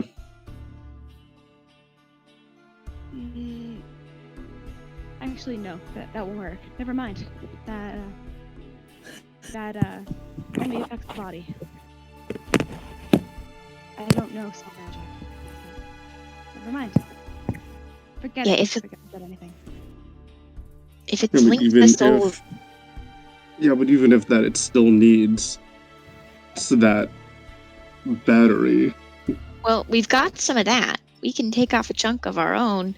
So what do we get from Felix? Just to tell him to... He'd have to do the enchantment thing. Yeah. How do we know that there's not going to be strings attached? How do we know that there's absolutely going to be strings attached. That's the whole point of a deal with the devil. He's going to dangle it over our heads, whoever makes the choice. Not what I'm worried about. I'm worried that he's going to take it out of his victim. That's also entirely possible. He's a devil. He does that kind of thing. I don't know enough about Felix. I don't think we should be trusting Mercury's life with him. Unless Peirs. What else are we gonna do? Felix if he's still alive, he can starve. Felix will keep his word. If we go that route, we just have to make sure we get him to word it in a way that works. I mean, yeah, that's the key, is I believe he'll keep his promises. It's just a matter of what he promises to. Because, you know, sneaky. I'm still a little bit scared of what the catch is for this. What, do you think anyone in other world could even do anything? Yeah, they would understand how to make it. Like, how to make... And let... Well, wait a minute. They know how to make power, but not necessarily how to make There's people. someone else that might not. I didn't realize this. Who? My mom is still... Peirs said my mom was in the kingdom. She's worked on God's know what. She's been working with dark magic and other things. This might You be... think your mom knows how She to do this? could do something. It would be it could be a really safe option. Because she How long would it understand. take to find her? Because again, She's he in the can kingdom. starve while we wait. She's in the kingdom. We get it. We get there, connect with Peirs or Puud, and then meet, and then travel back there. Or if they have some way of getting to us quicker. I mean, Puud has the stick now. We know where the kingdom is. We have the stick. We could do that. And it worked. Are you willing to take that risk of getting there and not knowing, and then we've wasted a bunch of time? We'll have to take him with us. Nephi kind of, I can watch over him if you want me to. I have magic that I can keep him well. She would have to come with us because she would have to be working on all of this. Yeah, also, again, might die. Well, can I... Well, I can keep him alive, but I understand. I mean, if there's any hint of anywhere to be able to change this, would it be at Orion's house where all the stuff is? We can learn. Yeah, but now we have to get back in there, though. Go through all of that again. Yeah, we have a key to the lab still, but that still means getting in and not getting caught by anybody. So. Well, why don't we just mess up Orion and stuff. Or are we not doing that? We can't do that right now. We can't be doing two things at the same time. That might be a bit much to handle, yeah. Sorry, just to me it seemed more like we could just like kill him and then go downstairs, grab some stuff, and then leave. I mean, I guess we could, actually. You're right. We actually probably could do that. That's Go kill still the guy. too much. That's still too much. Why? Because that still means having to get through everybody. That doesn't just mean the other.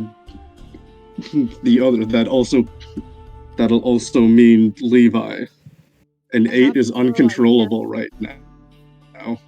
So, and we don't know what he's capable of or what the others do.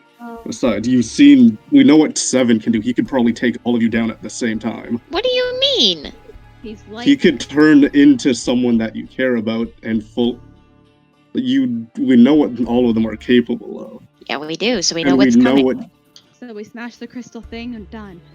Put me up front. I don't have anybody left. Like, what's he gonna about do? your Pretend to be dad? my mother? Yeah, my dad's gonna kill me on sight. I don't exactly have anyone left either.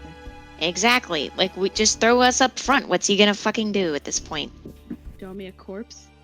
Also, I feel like it would be kind of easy because you could just like he would appear as someone and then you would just Just because they're dead doesn't mean that you can't turn into them. Oh no, I know that, but you could just be like, oh, he looks like someone caring. You just be like, oh, there's 7, and then everyone would just jump and beat him up. Yeah. Yeah.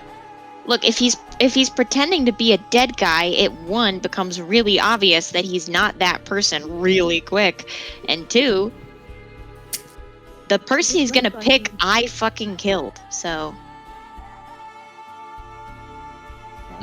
He just looks like them. It's not like he's gonna act like them too. He doesn't know. We'll be fine.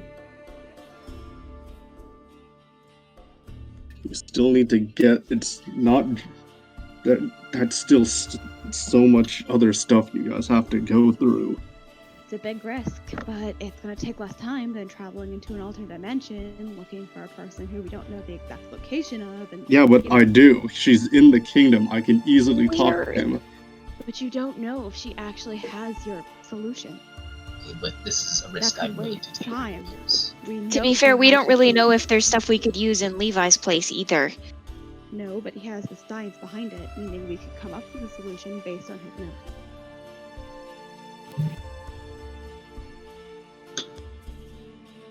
At least we have 2 options better than making a deal with a devil. That makes me happy. But I don't know.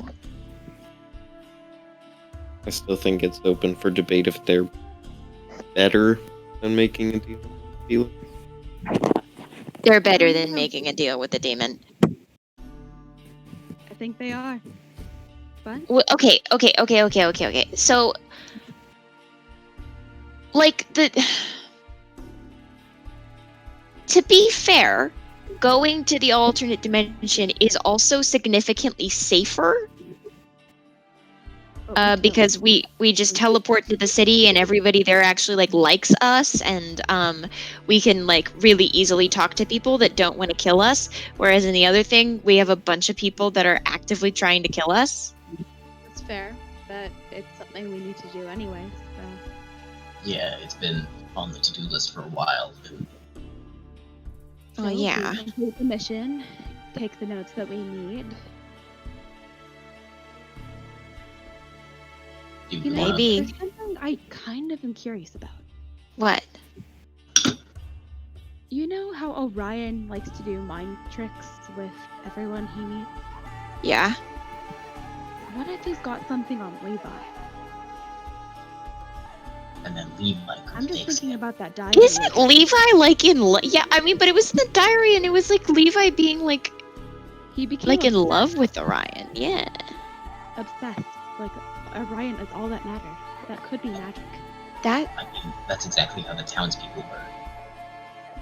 That's true. For all we know, Levi So doesn't if we like that normally. if we kill Orion, then it might free Levi, and Levi might He change. might have an ally. I don't even want to say ally. I'm just Or saying he that- goes feral and kills all of you. Well, he would have done that anyway if we were, because we're gonna kill him eventually. That is a good point. Yeah, It's you on the to-do still list. assume that you'll find Orion before Levi and the others. Well, that's not necessarily that much of an. We found all the others before, and we moved past them. Besides, smash the crystals and they, battery die. Are you Yeah, not but then you're down to just kill killing Orion people. anymore? That's Are you not down to technically kill killing Orion people. anymore? Not right now. Am I That not plan down? can wait until Mhairi is awake again. But this is faster, isn't it? This is the fastest way to have him become awake again. No, you're still.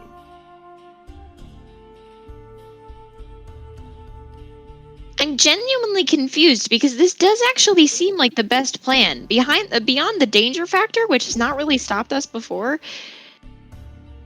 This actually, I'm pretty convinced on this. I don't understand why you're not. Like, help me understand. We could have still done this last time, and we didn't. And now you're talking about going back in where You were the one that made where it so we they didn't were. do it The last The time. security will That be was your probably much fault. higher. We were like Hold ready on. to kill him, and Hold then he said on. no. So I don't know. We would have been fine, and you made us leave. You don't get to pull that Because card. it was safer. Sure, it's It was safer. safer. Fine. If you want to go in, do it then. But I'm not. Fine. No, we can't take that place down a person when we're down a person. We can't do that. Sure you can. You kept talking about how you can get in and out easily. You talked about how you can easily go against them, so why not? Prove me Peirs, wrong. I mean, we need to do this as a group. We're weaker without one person. We need each other.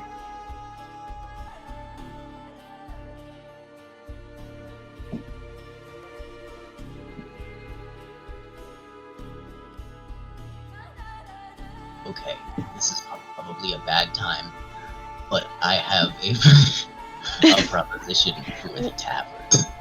I don't know if this is the right time. I- No, I not don't the really right time. think so. But like it might work. Hold on to it. I We'll don't. speak about it later. We should work on the presentation a bit. Make it snazzier. Okay, yeah, the tavern can wait, guys. We have It is very other sad. matters to attend to. Peirs, I get it that it's dangerous, but so is everything else that we do. And I mean, it'll take less time. I thought you would want to get this over with as quickly as possible. You're risking taking that information. You're talking about going in, getting the information, still going to fight against. No, we're talking all of about them. going to fight and then getting the information. Wait, Peirs. And what if you don't make it to the information? Well, Peirs, then Are you finally scared because you have something to lose? Is that it?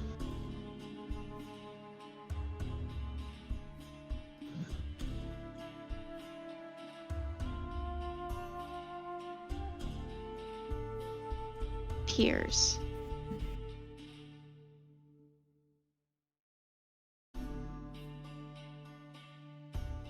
You know we'll keep you safe, right?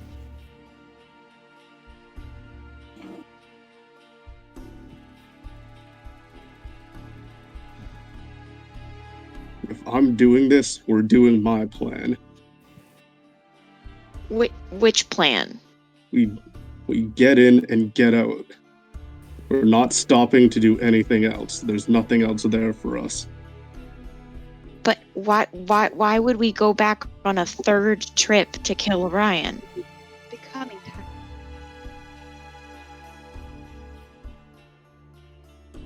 Peirs, you're allowed to be scared. That's okay. You Fine, can I say don't that you're trust that. scared. No, If You he can doesn't say trust that us, then you're he can get his scared. information and leave. Fine.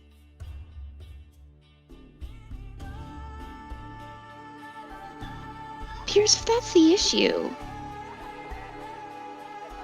He doesn't see us as capable. No, I don't Really think what that's it the is. issue. I don't think that's the issue. Sure, that's what it is. He doesn't think he get Raven, him can back you in one not be piece. so cynical for literally like 2 seconds? Like, I love you, but my god. Well, then what is it? That's what I am trying to ask. I'm not asking you. I'm asking.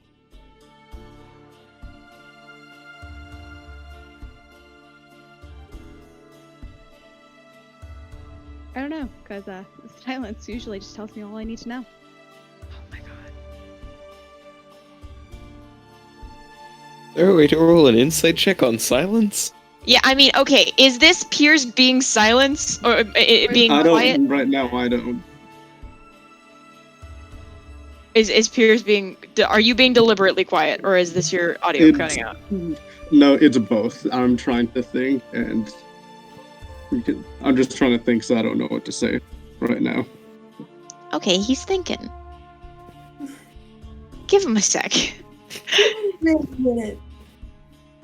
I mean, he did say if there's just the 4 of you want to try to go in on That your sounds own. like a really bad idea. It just sounds like Peirs doesn't trust the party. No, Look, Peirs, fine. If you don't trust us, that's cool. But I would rather you be out with it so we can, like, work around the problem. If it's trust, if it's you being scared, it's okay. But we just talked about how we're a group and we're trying to talk about things as a group so we can, move forward and work together. If he wants to stay behind, then fine. You can get a hired help. Do we- Quill's still around. Do we trust like that? Is that something we do?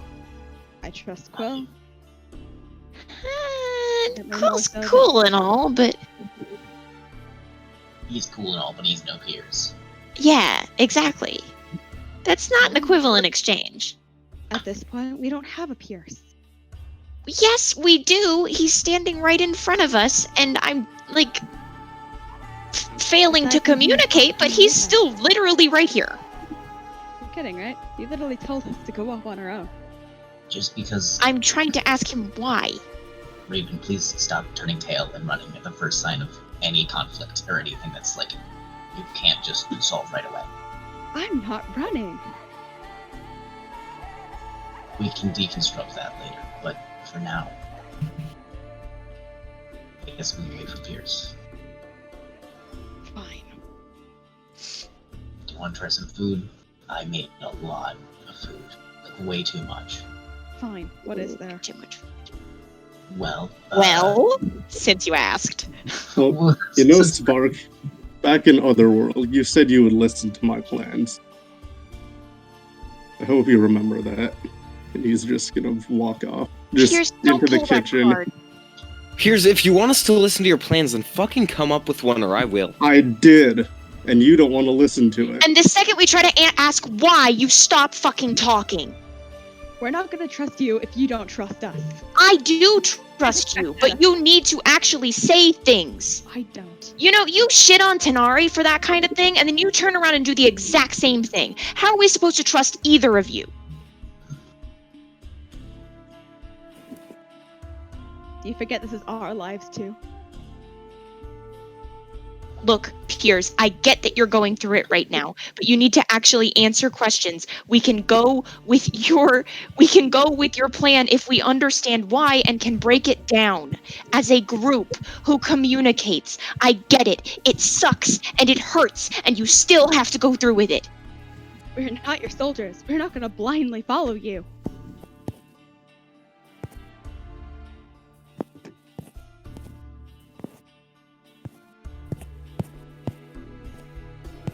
Now, where's that food? I'm starving. Okay, so, well, we have a lot of things. There's one thing which is like off to the side, which has like a blanket over it. That's the big reveal for later. We're gonna save that. Okay, so we got appetizers, entrees, desserts, and drinks. Anything crunchy, pass it up. Okay, and I'm gonna make her some pretzel bites. Because that's an appetizer. So much on wrote those. They're pretty good pretzel bites. These are really fucking good. Yeah, they're really good. Getting them mad. Okay, I'll read out the the list, the full list. 'Cause it's, so for appetizers, we have pretzel bites, French fries, and salad. Entrees, we have pizza with different toppings. We got burgers, we got dinosaur chicken nuggets, and we got lasagna because why not? Excellent. And then for desserts, we have cookies, pie, and the thing on the counter. And then drinks, we have ale, wine, water, and milk. In the future, I think I think we want to expand into specialty cocktails. I haven't really convinced Puud on this one yet, but I'm working on it. You guys need to come up with an awesome margarita recipe. Like, holy shit. See, that can be I Ravens. don't know what that is. I don't know anything about Me it. neither, but it sounds good. It's a mixture of wine, a little bit of vodka. Ooh, interesting. Oh, fruit. That sounds great. Do you want to do the big? Do you want to do the big? Do you want to do the big one? Okay. No, you can start. You can start. Okay. So we kind of came up with a theme. I mean, it was mostly Puud's thing because it's more his theme because he's the cook and all that kind of stuff. But do you want me to start with the? Do you want to start with the actual food, or you want to start with the name? Why not both? Say the name and. Okay. So The the name of the dish or the name. Oh, the name. Well, okay, so we were thinking, we gotta open it to the public. So we were like, we need a name for our tavern. And we came up with, do you want to say it? No, you got it. You're on a roll. The Crescent Comfort Tavern. Ooh, Named after like a crescent moon. That's awesome. Hey, I'm down with that. Yeah. I think we gotta speak to Tanar'ri though. It's kind of his place.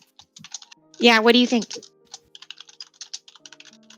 It's an option. Nice. Oh. That's not a no. Okay. Well. And then you do the food. You do the food. I got this.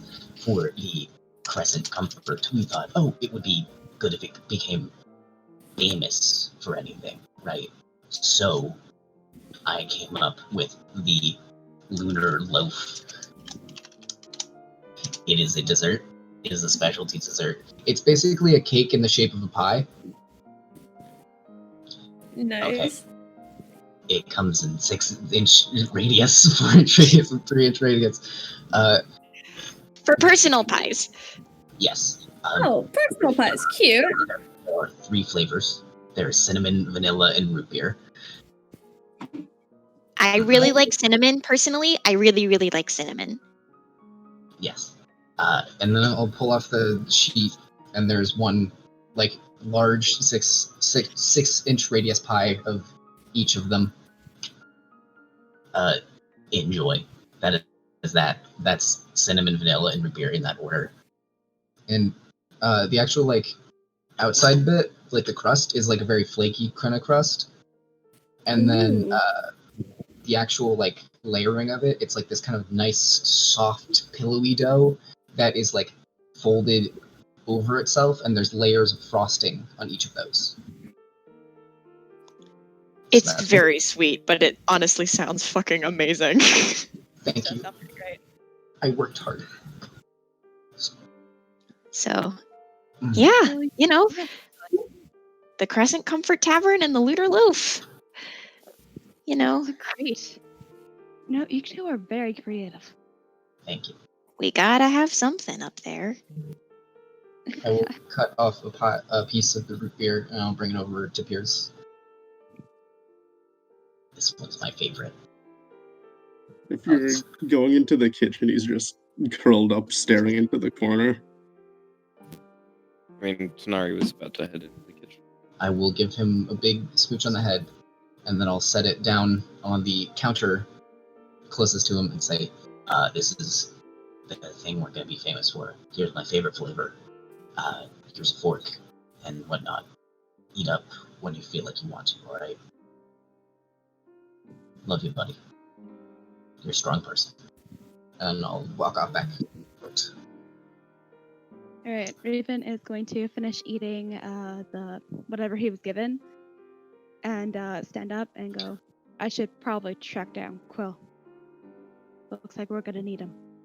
No, not yet. Also, Right. what flavor did you try? What flavor did you try? Cinnamon. Cinnamon is Raven's favorite.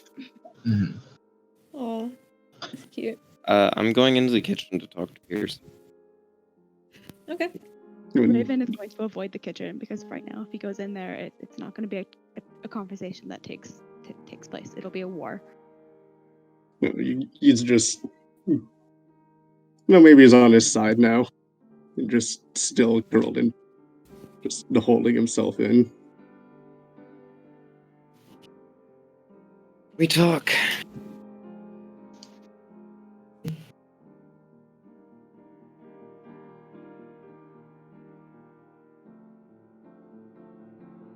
Peirs, come on. Family meeting or whatever. You kind of hear him just sniffling at this point, and at this point you just see that he's fucking just crying.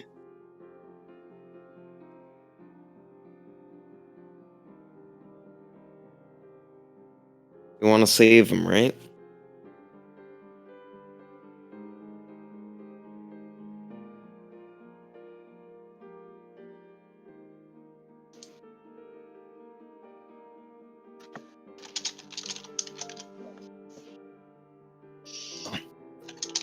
It's obvious you care about him. And that's a bit of a problem. Because you're thinking too much about him. And your feelings about it. At least that's my guess. Because you're not thinking how you normally do.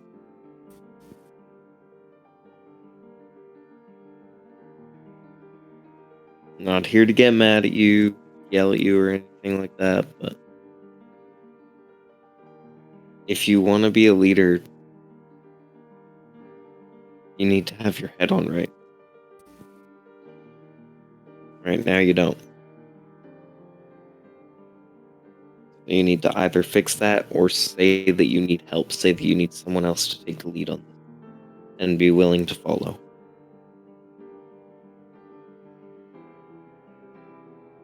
Maybe I am scared about what'll happen. Maybe I'm scared to lose him and all of you again, in some way. I'm scared. Maybe I'm scared of the risk of having to go back in a second time, but seeing everything, finding out more, and losing.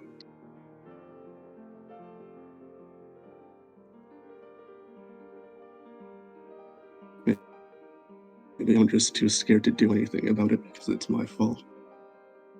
I'm the one that put him into this situation. He wouldn't be lying on that table if maybe I asked what that thing did, or if it was bad, if it got damaged.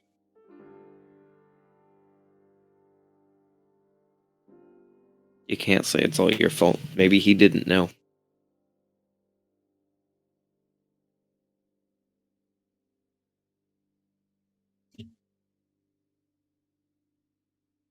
He might have thought that you stepping on it would free him, or did.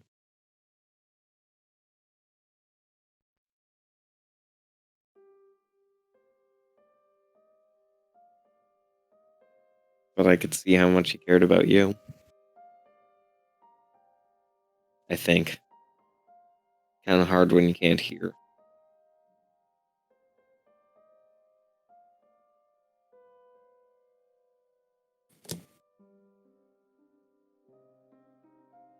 So what's the call? You gonna get your head on straight? Or do you want someone else to take the lead on this one?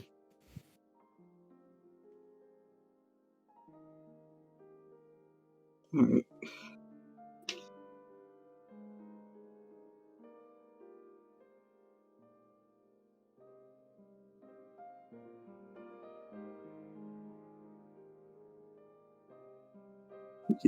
You all keep saying that it's faster to just take both Narayan out when we get there. But I don't know anymore. And I never knew anything. No.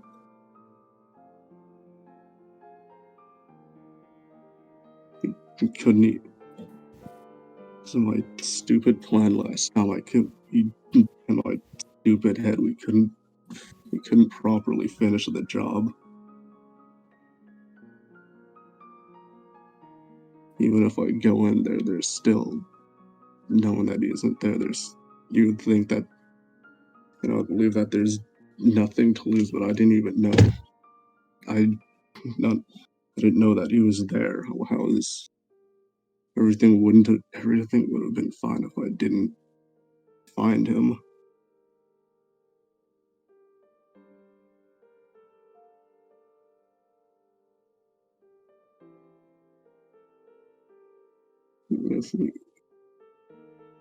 Even if we kill Orion, what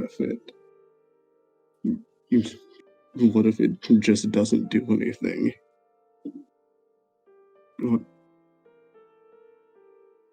Just because some of the signs are similar with Levi to the town doesn't mean anything. I mean, they were working together for that long already, right? So maybe it's just infatuation. Maybe. Maybe we're just going in there and making the fight harder by getting Levi's attention.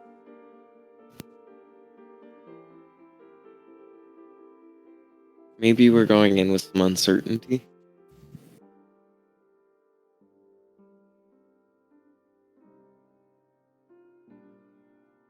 But I believe in us.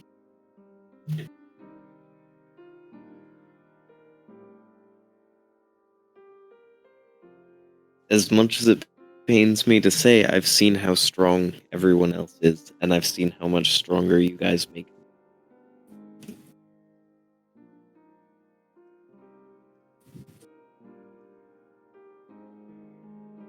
So maybe it'll be tough.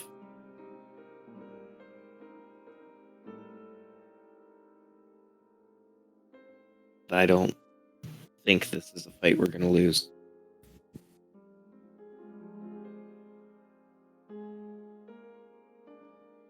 And I know it needs to be done, regardless.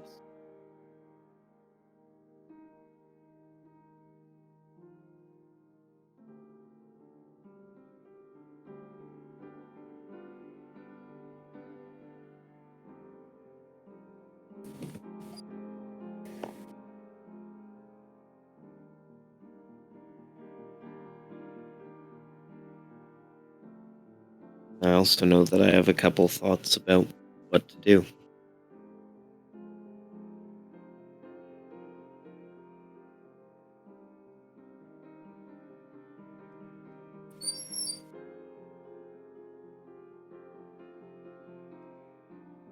Maybe for this challenge we don't need the thoughts of a soldier, we need thoughts of a thief.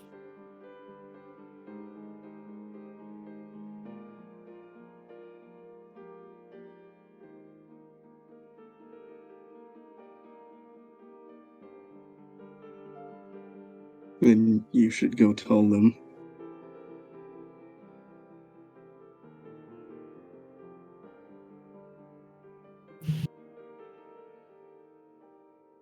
But what am I telling them? Tell them your plan.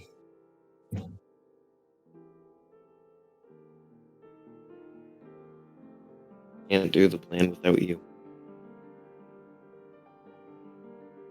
Then I don't know if I can go. I don't think I can.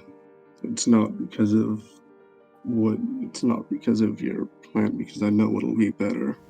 I just don't think I can do this.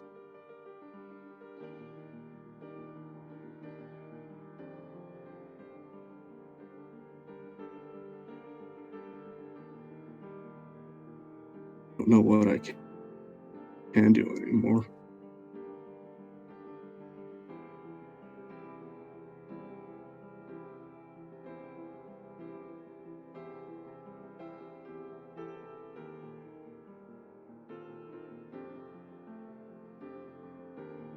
I could have had a proper plan if I didn't screw everything up.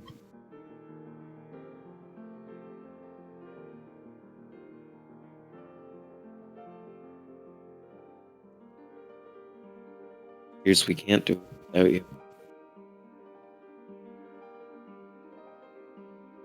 I get that it's tough, but you're gonna have to face it eventually.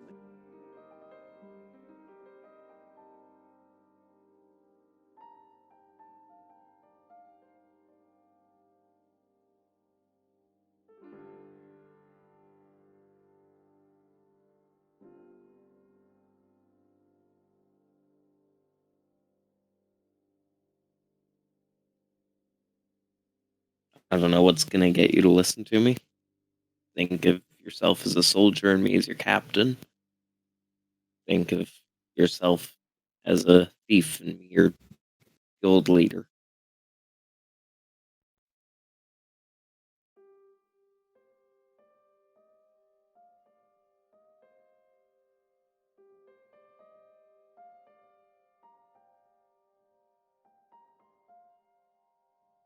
Think of yourself as a follower of a god. And me being in communication with one about what to do.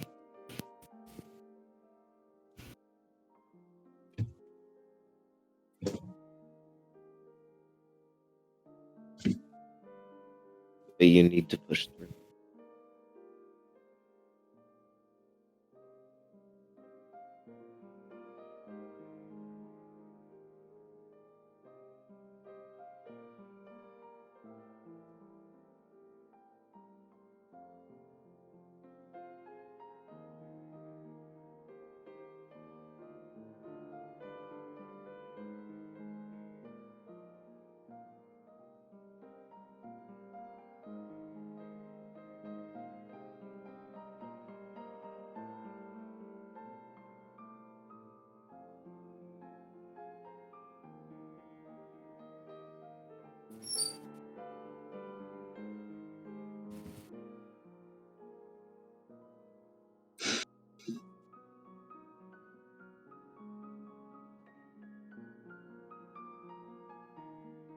Besides, no matter how tough it is,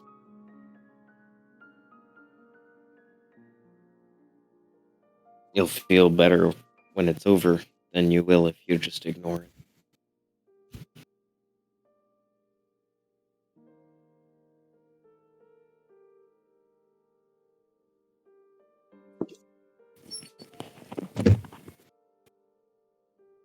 Right. At this point, he stands up and slowly walks over to Tanar'ri, with his head sort of still down,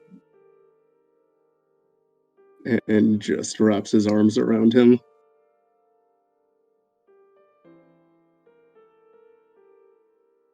Tanar'ri's gonna very awkwardly hug back.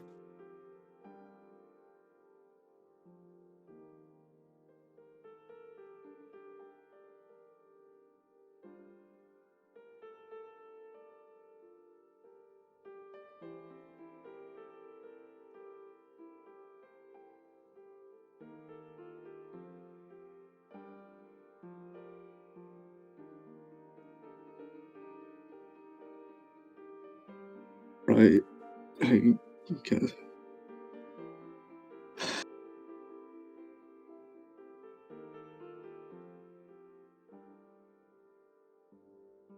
Right. Are you ready? I'm trying to be.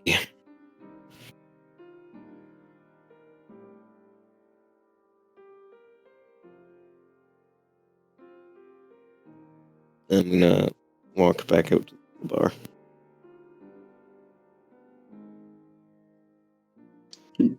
takes a sec, but then he still kind of, like, not fully looking down, but, like, is definitely trying not to have eye contact with anyone, comes out. Hi. Done sulking. Raven. Oh, hey buddy, did you like the pie, by the way? Or the loaf?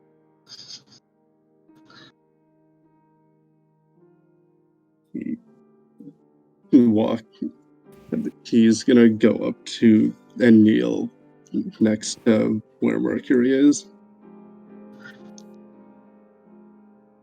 And just and pick up his hand and just I don't know what the hell I did to you or how we're gonna fix this. But I promise that I'm gonna make it better and that you'll be back. And I don't know what'll come next. But I promise wherever both of us end up, that'll be with you. And he lets go and stands up.